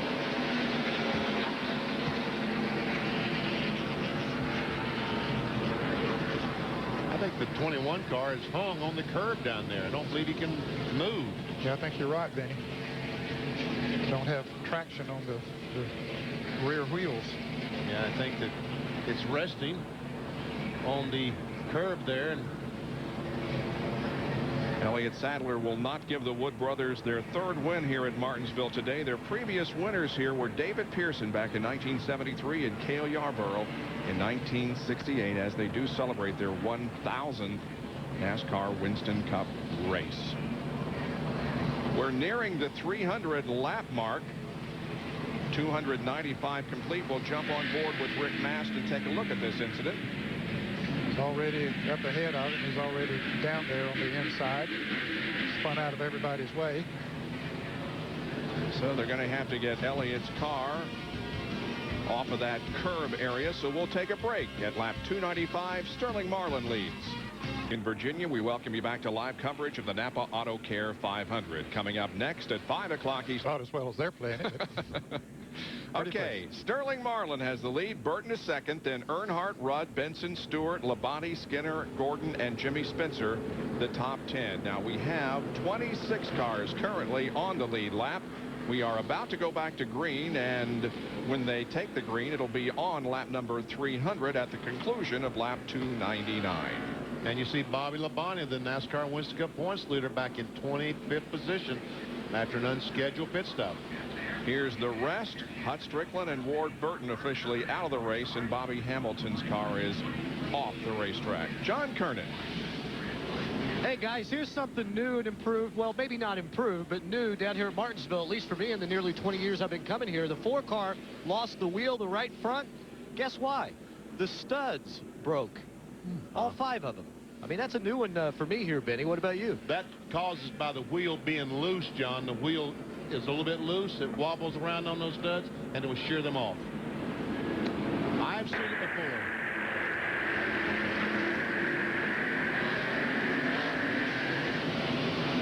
Here's the green. We are back to competition. Oh, Blaney dives in there. And the 12 car gets in the back of him. He nailed it, and we got a mess. Keep going, get her going, get her fired up. Keep her out, sitting on the bottom on her, guys. Now, but there's no caution if the 93 can get moving, and he does. No caution. Caution, no caution, let's go. No caution. Labonte gets through okay. So Marlin maintains the advantage now. Jeff Burton second. Here comes Earnhardt. We'll take a look at it once again as Dave Blaney tried but failed. He wanted to get that lap back. He wanted that position. He dove in there, but he realized Sterling was going down. He tried to jump out of it, and he jumped on the brakes so hard that he spun the Amoco Pontiac out. I tell you, he was fortunate, so were a lot of other people. That happened right at the head of the field, and for him to be the only one that spun around. A lot of sheet metal bent up on some other cars back there as they sort of jammed up.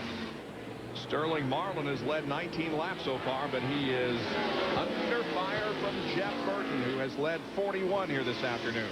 Yeah, he just can't keep the cars low on the racetrack, I don't think, as he'd like to. He gets a good run off the corner, but see in the middle, he drifts up the racetrack a little bit.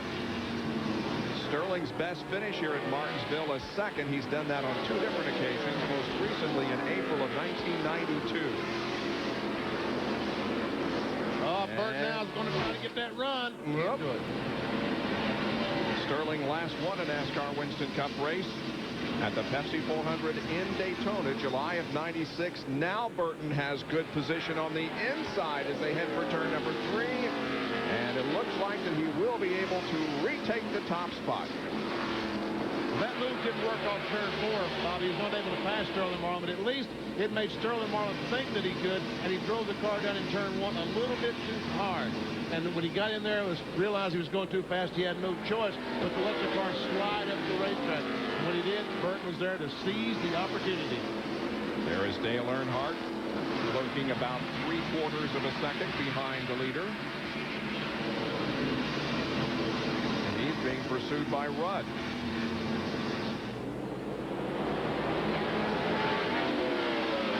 Johnny Benson's a 5th place car, but those 2 tires he took on is let the front in front of him pull away a little bit.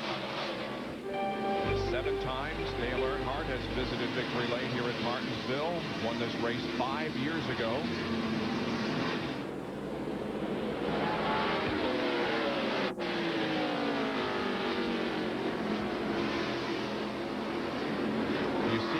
Some point positions have changed as we show you a NAPA field summary and the points as of now. At the moment, the interval between Bobby Labonte and Dale Earnhardt is just 181. As Bobby Labonte is back in the 22nd position with a damaged race car.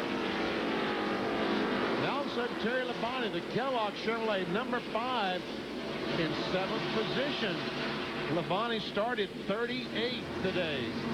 Just haven't seen much of him. Here's Earnhardt and Ricky Rudd side by side as Rudd tries to make that pass on the outside. Looks like he might be able to complete it.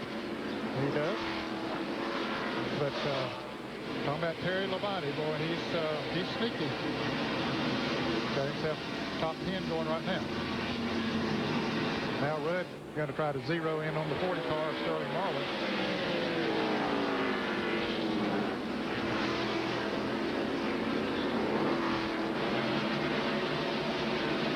To count only the last 6 races in this Winston Cup season, Ricky Rudd would be second in the point standings. Only Bobby Labonte has outscored him in the past 6 races.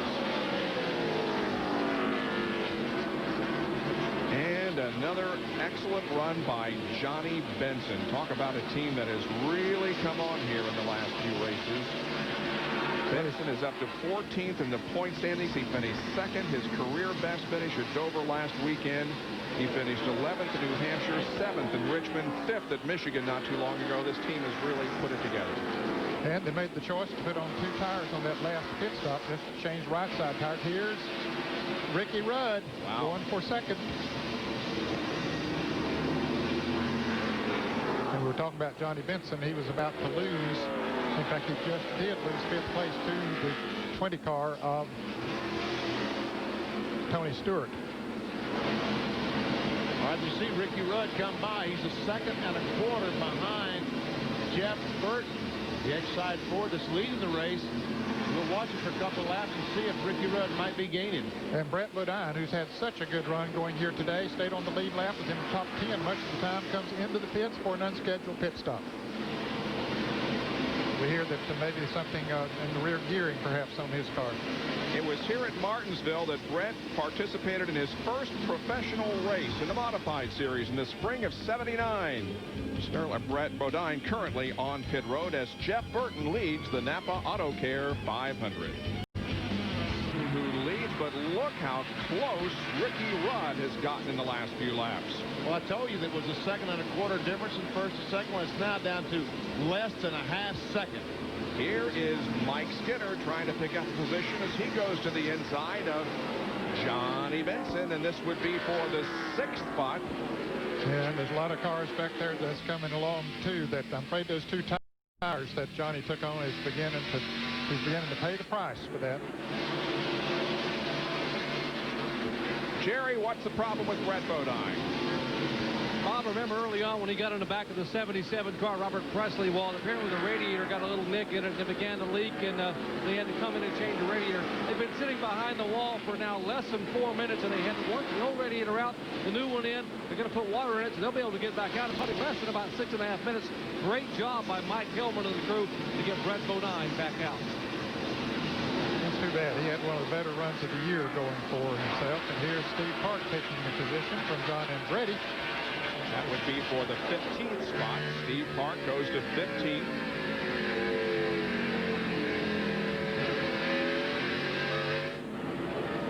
That points leader, Bobby Labonte, still back in 19th. If he just joined us, see the damage on the right front of the Interstate Batteries Pontiac.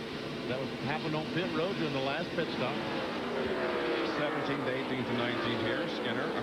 Schrader, Martin, and Labonte.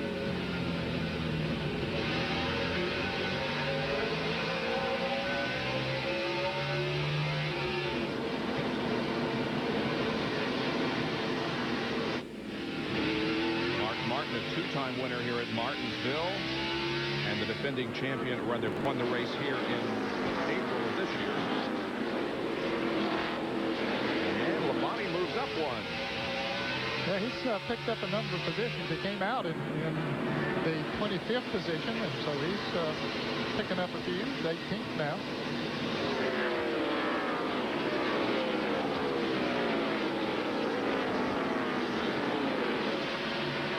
Dale Jarrett trying to get himself into the top 10, and he will do that if he can pass Terry Labonte. Well, we saw Terry a little bit ago was running in 7th position, and I think he's fallen victim to the same thing that Johnny Benson, the fact that he only took on 2 tires during that last stop, and that's beginning to haunt him a little bit. Terry Labonte back to 11th now, and Jerry Nadeau will try to pass him. Well, the leaders are involved in a whole bunch of traffic. Now look at Ricky Rudd as he is right up on the rear spoiler of the 99 car. He's right there. Let's go down to Bill Weber. Well, it's been a great day down here for the 28 team. They had one bad pit stop, but they made up for it on the next one. Raymond Fox is the car chief for Ricky Rudd. Michael McSwain is the crew chief. All day long, Fox on the left has been calling out the lap times to Rudd. But on lap 316, McSwain said to him, "I'll call it this time." He got on the radio, gave Rudd the lap time, and said, "It's time to let the dog out. Let's go." And that's when Rudd started charging onto Burton's bumper. Well, he's about to turn that dog loose, it looks like, because he's right there in position. One little slip and he'll be back in the lead. Ooh, Rusty Wallace rubbing fenders with the 01 of Ted Musgrave, and Ricky Craven is right there. He's still on the lead lap, doing a nice job. And Darrell Waltrip is too. Right behind him is 45, Kyle Petty. All of those cars on the lead lap battling for position. Oh, Ricky Craven almost gets in the rear bumper of the Miller Lite Ford.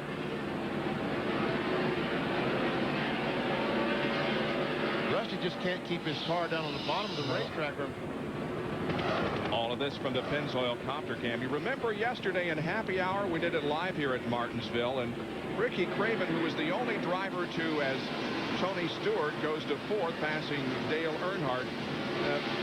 Craven was the only driver to successfully qualify in 2nd round, and therefore only participated in about 15 minutes of Happy Hour. He ended up as the fastest, and here he is, not looking too bad during the race as he's battling Rusty for 20th and taking it.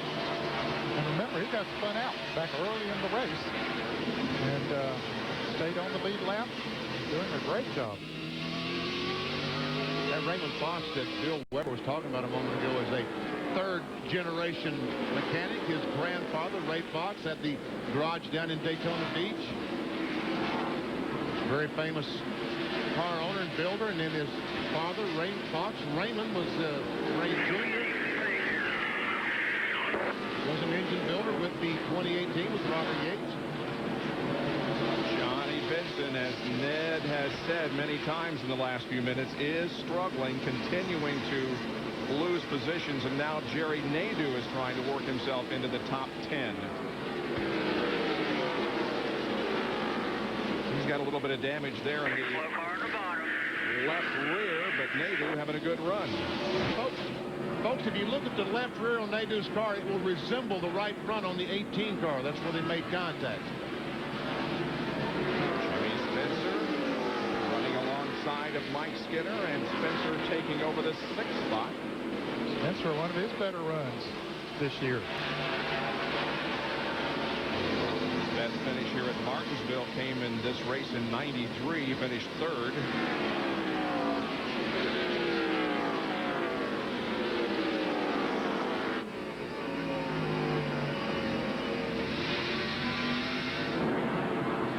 The leader running in the traffic here is Kyle Petty, the last car on the lead lap. He's running in 24th place. Burton comes up on the outside, and looks like he'll be able to make that pass. There's Darrell Waltrip and Ted Musgrave. All of these cars we were talking about, they're battling for position.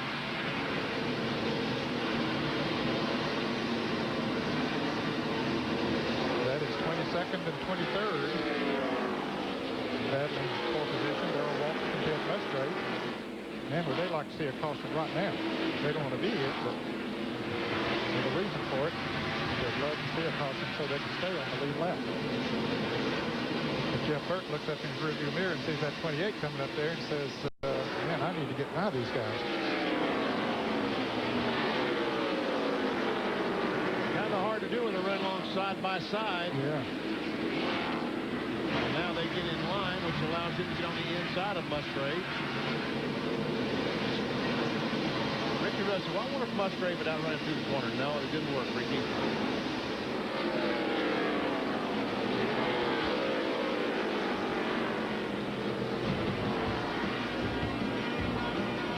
Check in 17th after restarting 26th. Jeff Burton 4th in the points, is the leader of the race. But Rudd is a close second, and Rusty Wallace, who led 152 laps, make that 53 laps. Wallace led 53 laps, is about to go a lap down. He is in 21st position. Kyle Petty had a flat tire and came into the pit under the green flag, so he lost, looks like about 3 laps.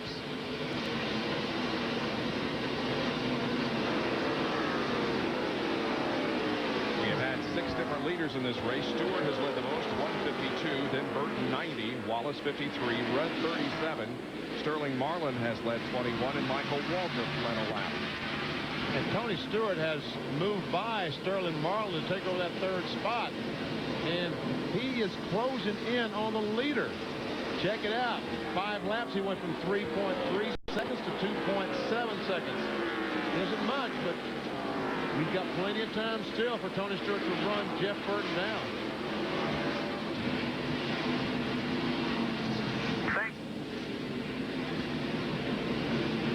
So the caution waves once again. This is the 11th caution of the afternoon. And Rusty Wallace might have beaten Jeff Burton back to the line. We'll have to wait and see how NASCAR calls that. Darrell Waltrip was also trying to beat the 99 car back. Well, this will give those pit crews an opportunity to shine again, because they'll all come into the pits, and Bobby Labonte has been making up positions in the pits. He needs to do that now.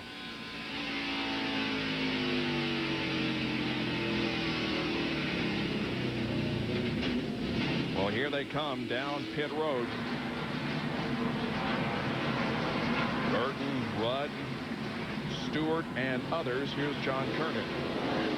And Sterling Marlin is in. Last time he changed right side only. This time it'll be a 4-tire change.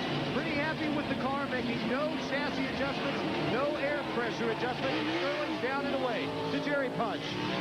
No changes for Jeff Burton. They are within their window. If we stay green, they don't have to stop again. They can go all the way to the checkered flag. Left side tire is going on. Over to you, Bill. You need to have a quick pit stop here so you can beat the traffic out. Rudd has the right sides on. The lefts are coming on. And right side is heading out. Look out! Around the 3. Dodges the bullet. They get out. Man, it is so tight there on pit road. Here is Bobby Labonte. We'll see where he comes out and we'll see if he picked up any positions. I don't think he did, Bob, that time. Not many, if any. Comes out just ahead of Mark Martin. This is why we are under caution. Watch up at the top of your screen, and here is Kenny Wallace sideways. Spins around and doesn't hit the inside wall too hard.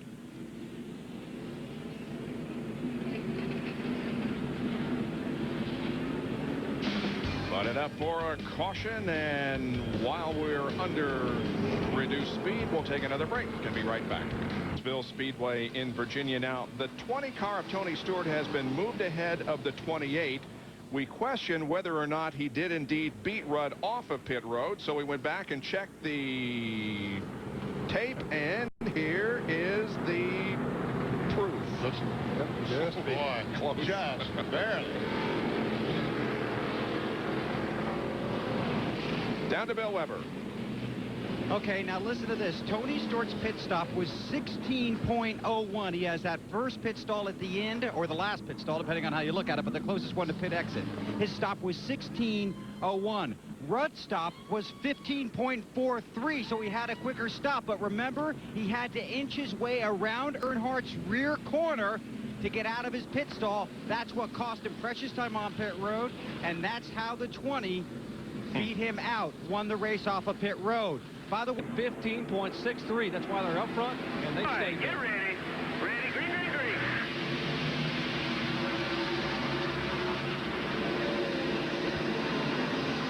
132 laps to go. So they can't make it the rest of the way from here, Bob. No question about that as far as fuel is concerned.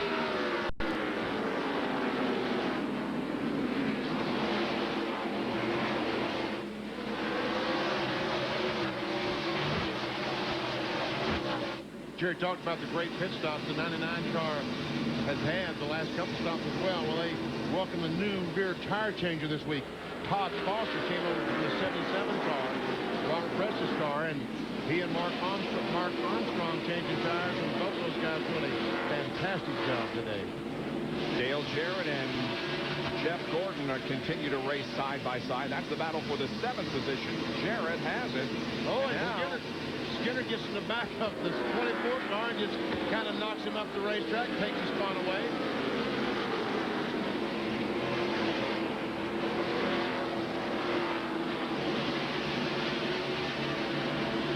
There is Sterling Marlin still running strong up there in the 6th spot behind Jimmy Spencer. And that's amazing, Bob, that he's lost those exhaust pipes, because we pointed out that perhaps won't hurt the performance of his car that much, especially on a track like this. But you wonder how much heat he's enduring there. Of course, it's a little bit cooler day today than normal here in Martinsville, so that will help him in that respect. Michael Waltrip there in the 7 car. He is running back in 24th position, a lap down. Michael will leave this team next year and will be the 3rd car in the Dale Earnhardt stable. He will become teammates with Steve Hart and Dale Earnhardt Jr. And Marlin just took the spot away from Spencer, moving up to 5th. Yes, he did. Spencer's car seems to struggle a little bit on new tires. We talked about some cars that seem to go better after they run about 8 or 10 laps, and Jimmy Spencer's is one of them. I noticed on other times when he has new tires on the car, it just simply won't go for 8 or 10 laps.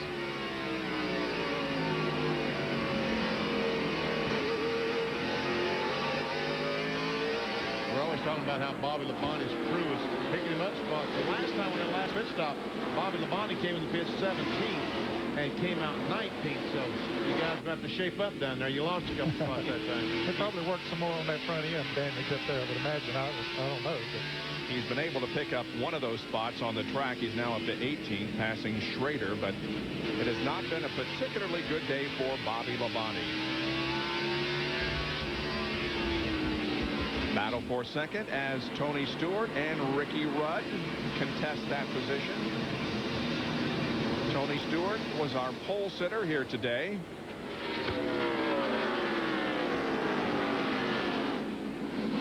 Rudd started back in 11th position.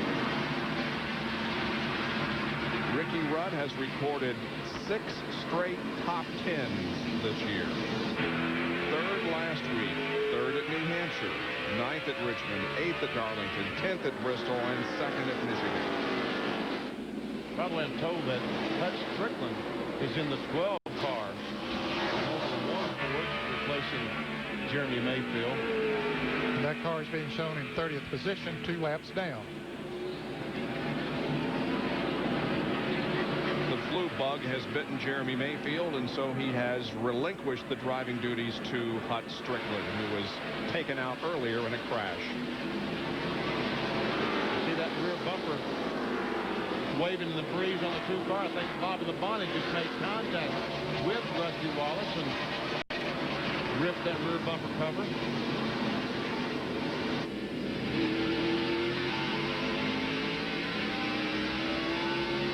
Now Bobby Labonte's on the inside. Ooh. Can't quite make it.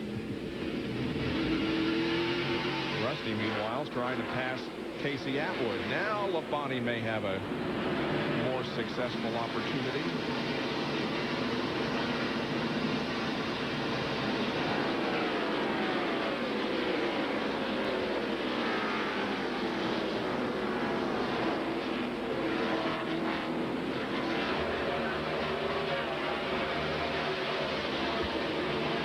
And Dale Earnhardt Jr. is in the fence again and will drive away.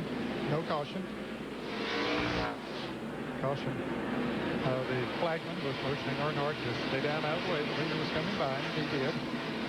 Wow, that was close. Jeff Burgess, when he got to the corner, he turned left, and I thought he was going to make contact with Junior there for a second.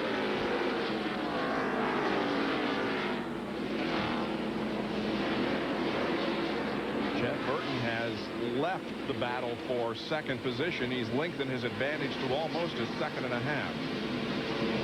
Spencer and Jarrett running 6th and 7th.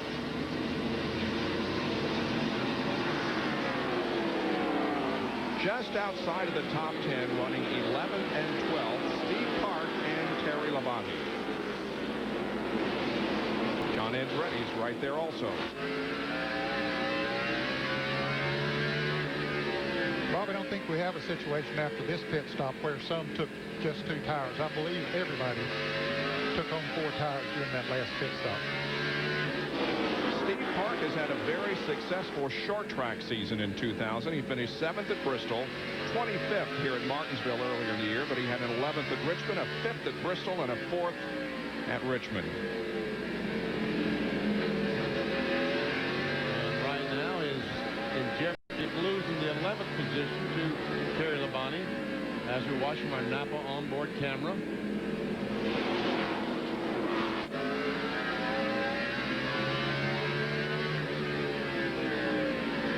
Right behind them is John Andretti, former winner here at Martinsville. That's all for position, all 3 of those cars. Fighting for positions, 11, 12, and 13. 22 cars are on the lead lap. Terry Labonte has never won here at Martinsville, but he's finished 2nd on 3 different occasions, most recently 4 years ago in this event. Still a good side-by-side battle between Labonte and Park.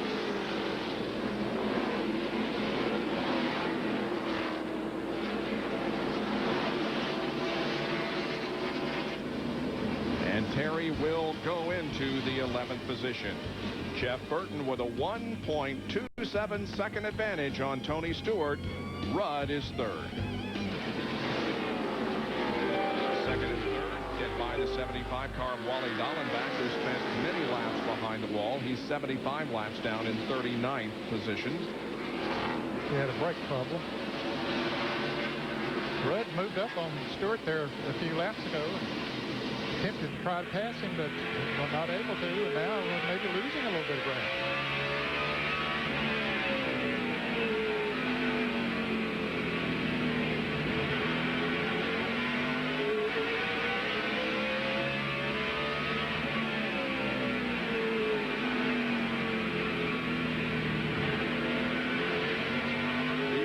second and third place cars. Meanwhile, there is your fourth place automobile. The 77 car is some laps down. There's the fifth place car, Sterling Marlowe.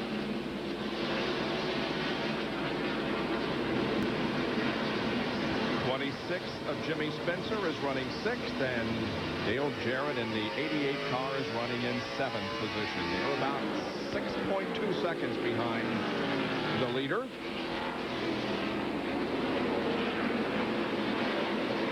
Here's the 31 of Mike Skinner and the 24 of Jeff Gordon. They are in the 8th and 9th position. And the 25 car, Jerry Nadeau, is in 10th. Jeff Gordon been running almost like this for the last little while. Terry Labonte is in 11th. The one car is in 12th. That's Steve Park. And John Andretti, car number 43.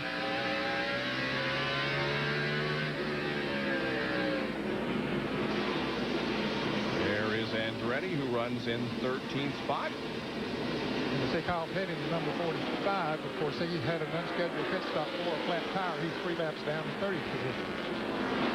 Joe Nemechek will be next, as we thought that Andretti might make a move, but he didn't. Here is Joe Nemechek running in the 14th spot.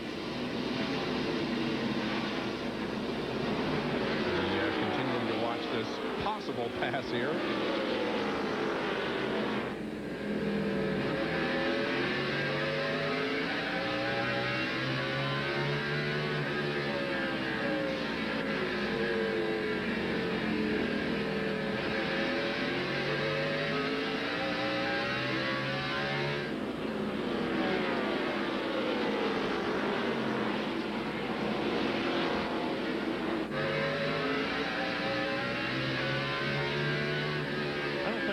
Seen passes more contested at Martinsville than we have today. No one just lays over. They all, when someone pulls up and attempts to make a pass, they race them hard for 2 or 3 laps.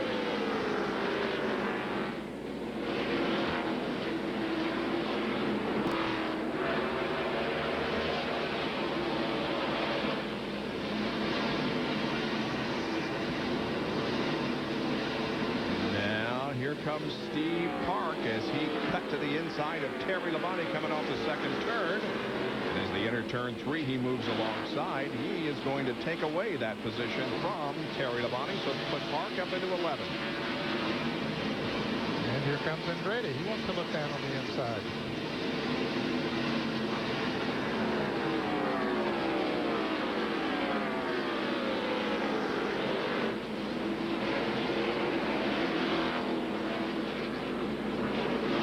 Less than 100 laps to go now. 97 remain in the NAPA Autocare 500.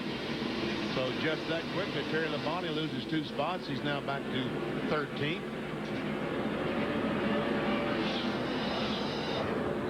Pennzoil Copter Cam showing you the action. Now we'll go back and show you that Joe Nemechek is indeed in the 14th position in the 33 cars, right behind Kyle Petty there. And Bobby Labonte has picked up 1 more position recently. He passed Johnny Benson, so now Bobby Labonte is up to 15th. He's also passed Bill Elliott, I think, since the last time we had seen the Interstate Batteries Pontiac. 75 car of Wally Dallenbach makes pit road. He was very slow down the backstretch. Johnny Benson is back in the 16th position, the Aaron's Rent Pontiac. And right behind him is Bill Elliott in the number 494, the Dallas Ford. He is in 17th position.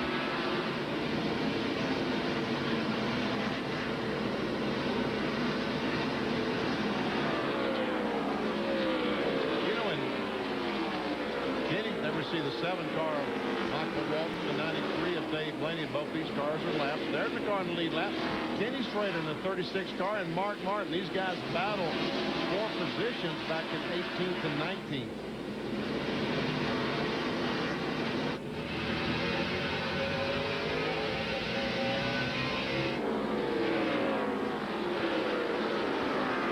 And right behind them is the 50 car of Ricky Craven. who stayed out and led a lap during the last caution, and then Rusty Wallace, the last car on the lead lap. Rusty's in 21st position. He just now went a lap down. Didn't hear the scoreboard showing that. Yes, he did. Yep. There is Ricky Craven, who will be the next car to go a lap down, maybe.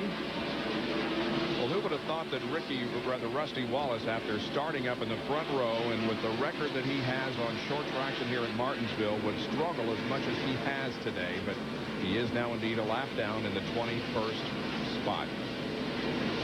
And the whole field passes by here as you see where your particular favorite is running on the racetrack. See, Bobby Labonte's been able to get by his brother Terry. Picked up another position. And I'm sorry, Ricky Craven, the 50 car, just about to go a lap down, and it does to Jeff Burton.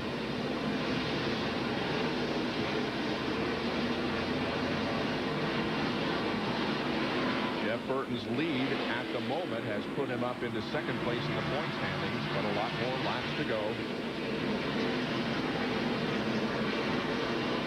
And Jeff Burton is about to pass Tony Stewart for most laps led here this afternoon. Which would give him 5 more bonus points.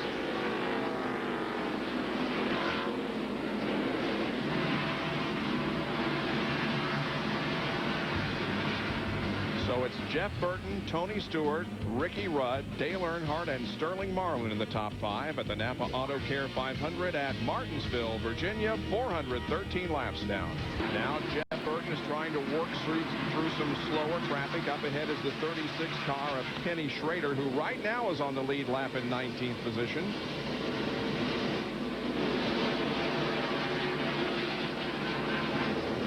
Seems like that Spencer and Jarrett have been battling together for half a race, and a lap ago, here's what happened.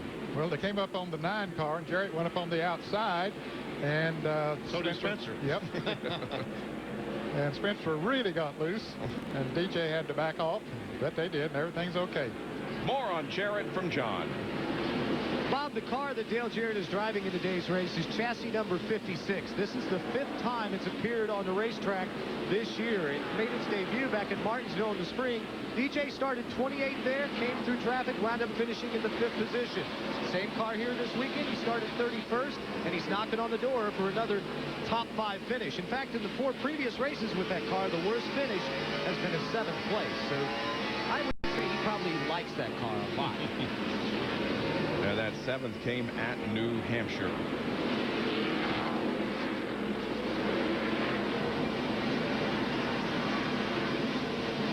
Well, you got to compliment Bobby Labonte here on this gallant effort that he has made this afternoon. He has moved up another position, passing the 33 of Joe Nemechek, and now Bobby is up to 13th. He's just picking them off one at a time. Won't surprise me to see him get back in the top 10, Jerry. Guys, we watched what happened to Bobby Labonte on pit road when he got jumbled up in front of him in the 25 and he ran into the back of Jerry Nadeau. But Bobby's convinced that was his fault. He's apologized time and again on the radio to the crew and said, guys, I'm sorry, it was my fault. I should have stopped. I should have run into him. He said, you know what, guys? Where we finish today could have an impact on whether we win this championship or not. He's fighting for all it's worth to gain as many spots. He thinks in his mind that this race could have an impact on the championship. Who knows, there's 6 more to go, but he firmly believes he needs to get as many spots as he can. And a battle here between John Andretti and Jerry Nadeau. That is for position the 11th spot.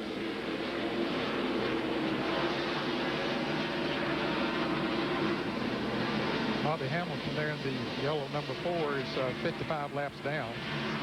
And I've been watching this for the last 4 or 5 laps. And Jeff Burton, he's been alongside of him. 10 laps ago, he was in the same position. Just could not get by. Finally, he gets by Kenny Schrader, puts him a lap down. Now, 18 cars remaining in the lead lap. But during that time that Jeff was struggling to get around Schrader, the interval did not decrease between Burton and second place Tony Stewart. It's still right up there around 1 3/4 to 1.8 seconds.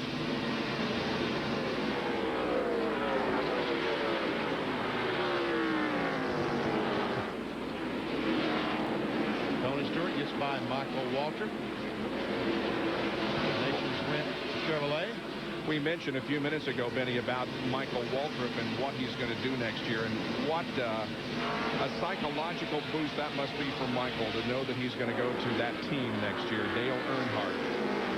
Yeah, he's very excited about it, and I don't know, there has not been an announcement made on who will drive the 7 car next year for Jimmy Smith.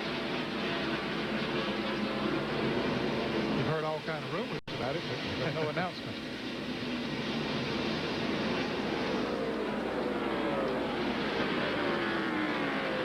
They are going to run Fords, though. Is that not correct? That is correct. Yeah. Here's the 94 and the 5, Bill Elliott and Terry Labonte.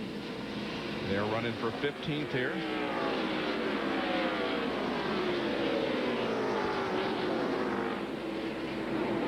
Elliott has never won here at Martinsville. He's finished 3rd on a couple of occasions. Has 3 top 5s and 13 top 10s here at Martinsville. Currently running in 15th. And here's the leader about to put a lap on his teammate, Mark Martin. Another driver that you didn't expect to see go a lap down here at Martinsville. When we talk about things that are happening in the latter part of the season, Jeff Burton is going to be an announcement Tuesday what his plans as far as sponsorship is concerned in 2001. I think most everyone realizes Exide is going away. 434 of 500 laps are completed. Jeff Burton leads the NAPA Autocare 500. Of cars, and if he can get by them, and we have a spin as Elliott Sadler has spun here on the front stretch. He keeps going, no caution. Labonte was making a charge up to John Andretti, who's running in 11th position, and Steve Park is right ahead of Andretti, so Labonte can still pick up a couple of positions here in the next few laps. Since the restart, he was 18th. He's moved up to 12th. He really does have a very good race car today. This is the position right directly in front of him. John Andretti. On the spin by Elliott Sadler, the 1 car, Steve Park, was able to drive away about a half straightaway in front of these 2 cars. Park was right there with them, but he is able to jump out there on the spin by Elliott Sadler, put some distance between himself and Andretti and the 18 of Labonte. Bobby's going to try this pass on the outside. And Andretti will not fight him that hard. In fact, he backs off going into the corner and lets Bobby have the position. Up to 11th.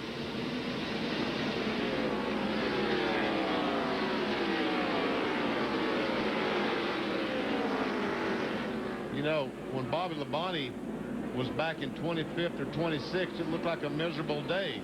And all of a sudden, being up in the 11th spot, the sun is a lot brighter than it was about an hour ago. Now you see Kevin LePage just ahead of Labonte, and then there's another lap car, and then Steve Park up there in that yellow Pennzoil Chevy, and that's the next position that Bobby can gain. And Terry Labonte goes a lap down, or is about to go a lap down, in 16th position. Boy, Jeff Burton is mowing them down. He sure is. Putting some awfully good race cars a lap down. And in talking to Frank Stoddard this morning, he didn't seem to be overly pleased with his race car. He had a lot of concerns about how good it was going to be. Well, he shouldn't be too concerned now because it has been pretty doggone good. And again, the interval has remained pretty consistent at 1.6 seconds now. It has been around 1.6 to up as high as 2.9. There is Stewart running in 2nd spot. I think from here on to the end of the race, unless there's a caution flag, I think these cars, a lot of them are really going to be slipping and sliding.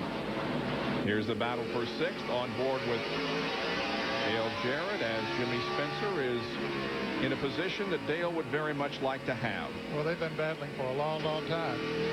DJ got it decided the last time coming off of 2, but couldn't get on into turn 3 deep enough underneath it. Now Spencer goes high again. But he gets to run off the corner.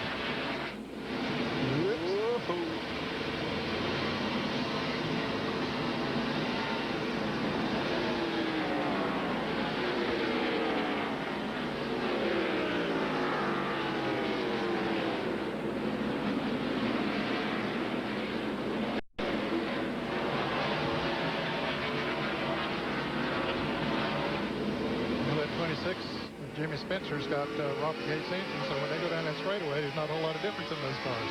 But Jarrett gets it finally and is in 6th now. And Bobby Labonte has been able to catch the one car, Steve Park, and get by him and move into the 10th position. Well, Kyle has another flat tire. Let's see. I guess he's already into the pits. Well, he's going to make it into the pits. That's Dale Earnhardt Jr. I saw coming down pit road. He will make it into the pits, and unless there is debris for some reason on the racetrack, it will not cause a caution. None so far. Less than 50 laps to go here for Jeff Burton, who has scored the most points on short tracks in 2000. He's currently the leader here at the NAPA Autocare 500. He's now led 194 laps. He has on his mind winning here today. That would be his 15th career win, but he also has on his mind the fact that his wife Kim is going to have a baby any day now. Any hour now. Yesterday, we had a heck of a race here at Martinsville, the NASCAR Featherlight Modified Series. Now, the Goodies Body Paint 200 was complete. But they wanted to win the race here at Martinsville. Dr. Jerry Punch anchors that telecast. Benny will be here in the booth, and Steve Park was along for some very fine expert commentary. So Tuesday at 1 Eastern for that event. Bobby Labonte about to take over another position. There's that battle for second. Here he is about to take over 9th from Mike Skinner. Wow.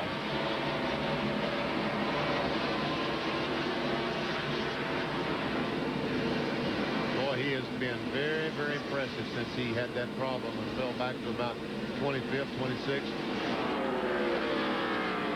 Just when Jeff Burton and Dale Earnhardt and Dale Jarrett thought they could make up some points and turn this thing into an even closer championship battle, Bobby Labonte comes back. Been several races that they thought they had a shot to make up a lot on him, and he comes right back. And that's what it takes to win a championship. And they've done the right things. They've had some things go wrong way. You got to spin.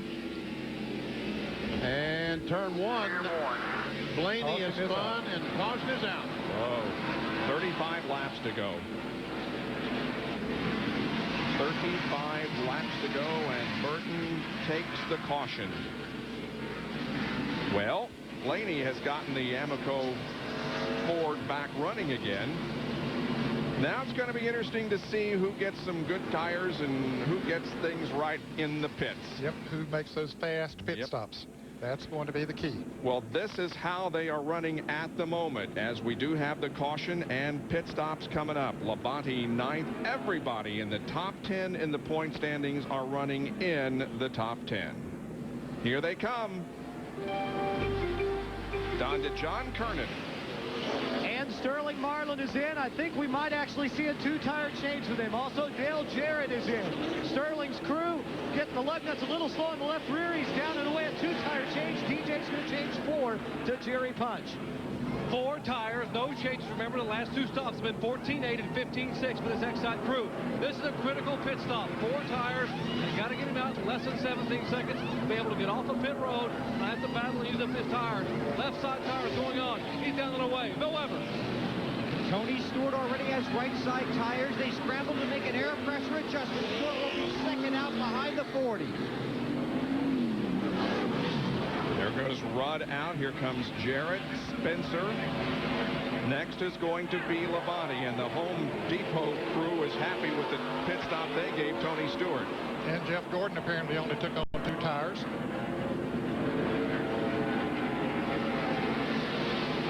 So Sterling Marlin is going to be the leader of this race after that 2-tire stop.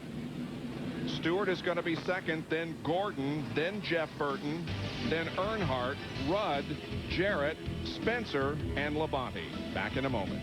We'll get the green on lap 472. Marlin up front. He has 2 right side tires. Tony Stewart has 4. Jeff Gordon right behind him has just 2 right side tires. So we'll see how all of that shakes out. Boy, Tony Stewart is quickly on the attack, trying to get on the inside of Sterling Marlin. Looks like he's going to take his top spot away. Marlin's car up the racetrack, and as a result, Tony was able to get to the inside. They go into turn number 1, side by side. Who will come out with the advantage?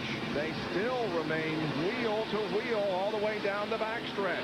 And Jeff Burton is on the outside of Jeff Gordon for the 3rd spot. That becomes a side-by-side battle, and Dale Earnhardt is there in third, but he doesn't have anybody down to the inside of him. All 5 cars stuck together right on the racetrack, and Tony Stewart now gets the advantage as they come off the 2nd corner and down the backstretch, and Stewart takes the lead. Now Earnhardt's going to try to move up on the outside of Jeff Gordon. Whoa! Tony got a bit of a tap there from Marlin through the corner. And Jeff Burton is going to go to the outside and give the inside Earnhardt. Is that going to happen? Ooh. Looks like it. Yeah, because he thinks he can pass Sterling Marlin on the outside. Oh, Sterling carries him up the hill, and then Earnhardt gets the position away from him. Matter of fact, Gordon might be able to pass Burton also. At least he moves alongside. And boy, Tony Stewart is loving this. All of these cars back there battling, and he's out there in free air just pulling away. Earnhardt, meanwhile, has moved to the runner-up position 3 wide through this corner. You don't see that very often at Martinsville. No. And they better back they did. Better get 2 abreast before they get in that corner. Now Burton gets 3rd position from Marlin. And Jeff Burton is quickly running out of time to get by Dale Earnhardt and catch Tony Stewart. There are only 23 laps to go. Now Jeff Gordon tries to get the position away from Sterling Marlin. This is the 4th spot. And here comes Ricky Rudd.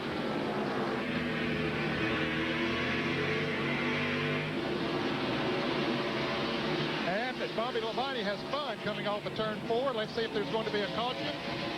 No caution yet. He didn't lose but a couple of positions. No caution. Steve Park there is on the same lap, so he could lose a position there, but he does not. And so Labonte spins and still remains in 10th position. And caution is and out we have now. Dale Earnhardt Jr.'s car on fire down in turn number 1. And there's a lot of damage to the front of that car. And he's knocked the fuel pump off, and that's the fire that we see.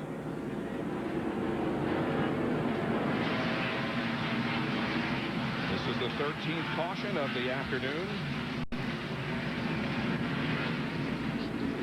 Now watch Bobby Labonte.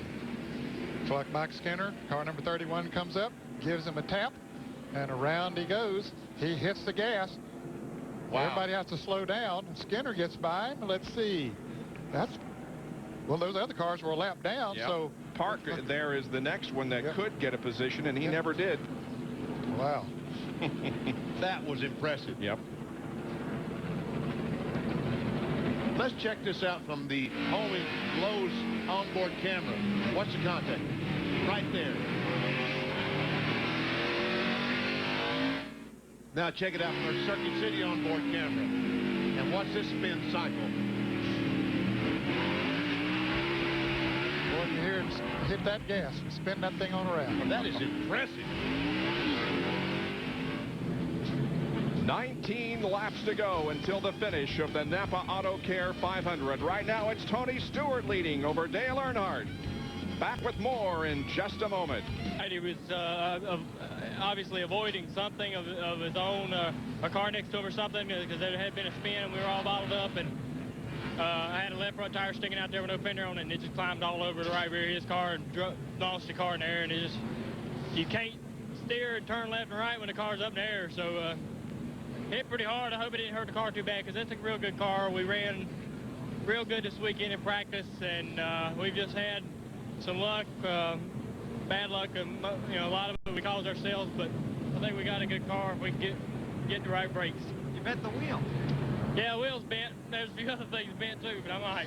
Okay, he says he's okay, but he's out of the race. Closing laps here at Martinsville in the NAPA Autocare 500.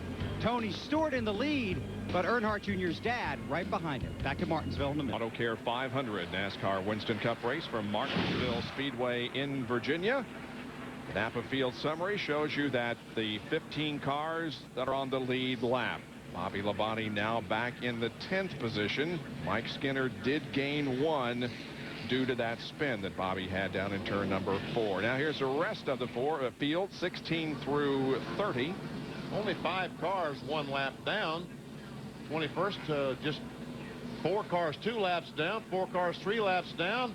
Mike Bliss in a lap of his own.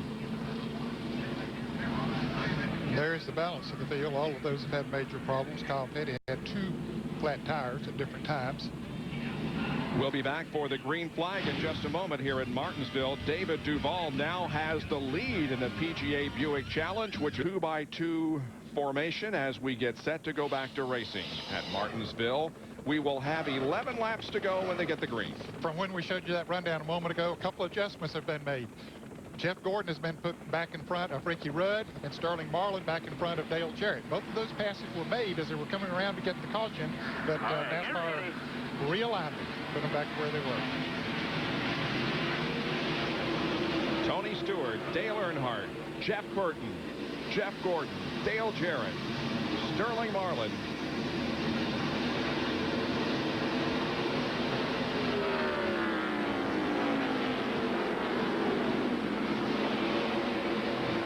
Some of these drivers would like to see it going a couple more laps in it, but it's a single-file restart. Yeah. They're having to pass a lot of lap cars here now. But these cars up front, they got around there okay. You see the 4th place car there in line. Ted Musgrave, he is a lap down. Well, you always wonder what can happen in the late stages of a race when Dale Earnhardt has the possibility of winning. But boy, Tony Stewart is separating himself rather nicely here. But just 9 more laps to go. Earnhardt's trying as hard as he possibly can to get that Goodrich Chevrolet up there to the 20 car. Dale Earnhardt has finished 1st or 2nd in 4 of the last 6 NAPA 500s. Here is Ricky Rudd to the inside of Jeff Gordon for 4th position. Remember, since they made those pit stops, Jeff Gordon only took on 2 right side tires, where Rudd has 4.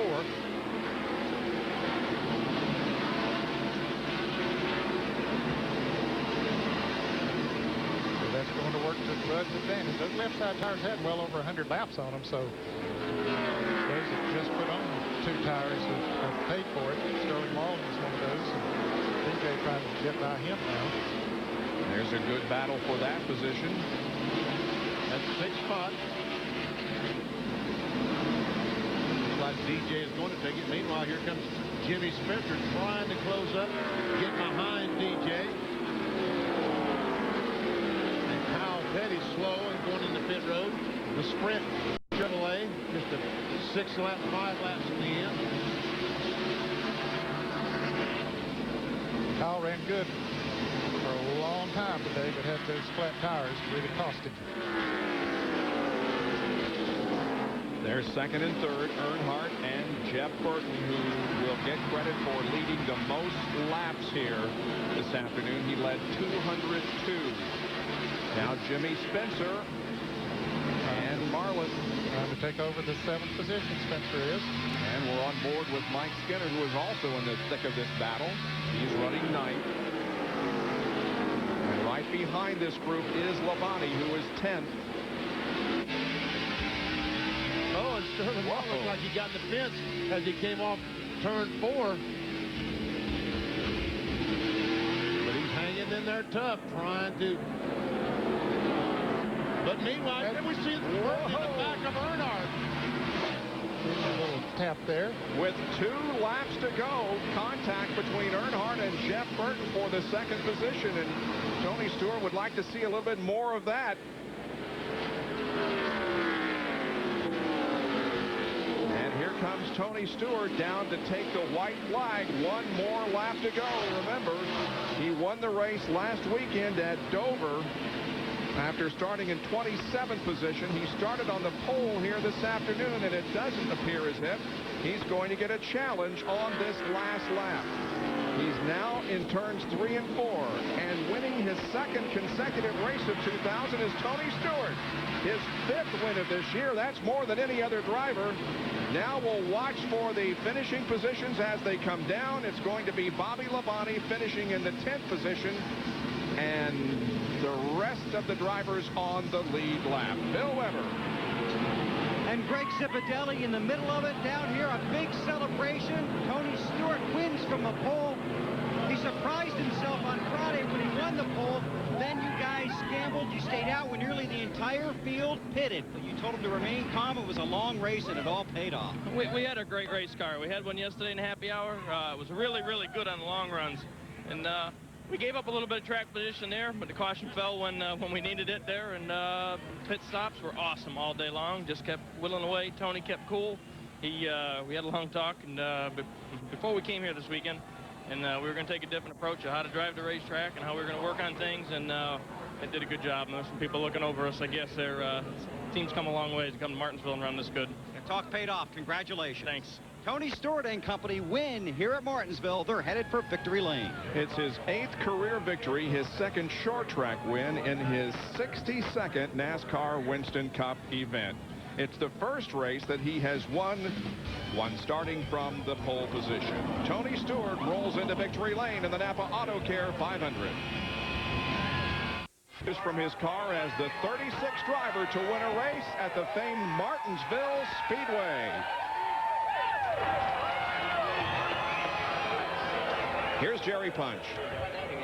Tony climbs out of the car and gets a big hug and a big bottle of Gatorade, and he'll put that Home Depot hat on. And Tony, outstanding effort, but it looked like with 34 laps to go, Jeff Burton was going to cruise, and suddenly the whole race changed when the caution came out.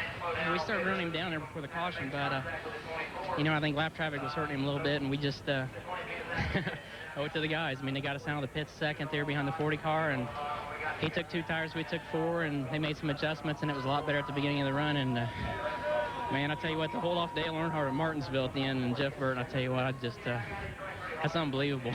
What goes through your mind with 11 laps to go? You look in the mirror and you know that Earnhardt's behind you, Burton's behind him, and the green flag's coming out. And you know how Earnhardt wants these. I'm trying to think of the worst thing I can think of that I would want to compare it to, but that's the last guy you want to see behind you at Martinsville with 11 to go, I can tell you that. Unbelievable year. Back-to-back wins. Now Dover, now Martinsville. 5th win of the season. Winningest driver in NASCAR Winston Cup this year. It's just due to a great team. I mean, you know, everybody in this Home Depot team and everybody on Bobby Labonte's Interstate Batteries team. It's just, it's definitely a team effort. Both teams help each other, and, you know, I couldn't do it without Bobby, and I couldn't do it without all these Home Depot guys behind me. Congratulations. Thank you. Well, the man they call the Rushville Rocket today is the Martinsville Missile. Let's check in with his teammate, Bill Weber. And Bobby Labonte's here talking over with his crew. A 10th place finish, Bobby, on certainly a hectic day, but some spectacular driving down the stretch by you. Well, I don't know about spectacular, but, well, maybe it was spectacular. I don't know. But, no, it was a good day. I mean, we had a good car for the most part. You know, I don't think many cars passed us. I think the 4 car is probably the only one that really, you know, passed us as far as going straight by us. So it was a good day. You know, we've ended up 10th, which, you know, hey, like average finish here is probably like 15th or worse. So it could have been a lot worse. You know, we had everything went good. You know, we did have some problems, and got spun around there, and had some damage on pit road, just a tight pit road. What happened on pit road, Bobby? They all stopped, and I didn't. It's one of those chain reaction deals. Just didn't get stopped in time. But all these guys in the crew, they did a good job. I mean, come out of Martinsville 10th, like what happened today, I guess it could have been a lot worse.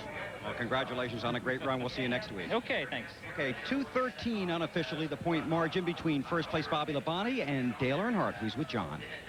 Well, Dale, 2nd place. I know you would have liked to have won, but you did close the gap just a little bit on Bobby Labonte in the chase for the championship. Well, points is points, and I was trying awful hard to get to him, but I didn't have enough, and Burton was chomping at me on the corners and the centers. I was a little tight in the center and slow in the center, so it was a good race, really. We was real fortunate to get back by them guys there at the end and get back to second. And on that restart, we just went after them and got a couple called slow cars, but the car was okay. It was in pretty good shape. It's just about a 4th, 5th place car. It was just a little tight center, wasn't good through the center, and as good as we needed, it wasn't as good as it was here in the spring, but still ended up second. And like to win the race. The daggum seconds ain't bad, but still just a little bit on them points. That's working on them points. This is the kind of racing that you enjoy, isn't it? This close quarter stuff.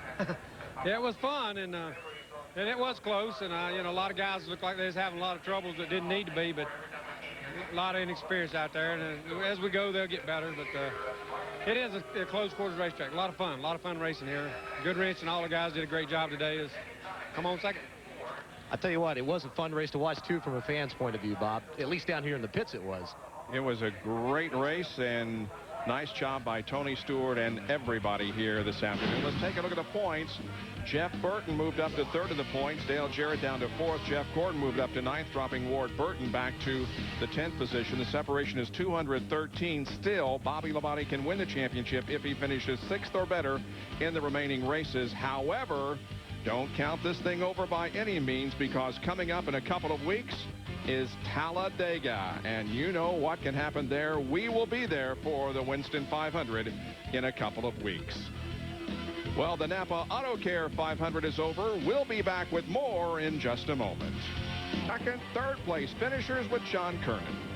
And that is Jeff Burton, who had a dominant car today and led the most laps, so you got 10 extra bonus points, moved up, closed the gap on Bobby, but just not enough to get around Earnhardt there at the end to pick up second. No, we had a great car today. Guys did a good job in the pits. We got beat out of the pits for a couple of reasons. The main reason was the 24 took on 2. He pulled out, so I had to slow down, and that cost us a lot of time on pit road, and it just hurt us getting off pit road, hurt our track position. Then I got by him, and I got on the outside of the 40, and we got together in the middle of the corner, and I got way up into all the stuff, and Earnhardt got by me, and that was the race. Jeff Burton, though, comes home with a third place finish today and does close the gap to 227. Ricky Rudd finished in 4th position. Jeff Gordon drove to 5th. Dale Jarrett from 31st starting position up to 6th. Spencer, Skinner, Marlin, and Bobby Labonte completed the top 10. See Parton, Nadeau, Andretti, Nemechek, and Elliott the top 15.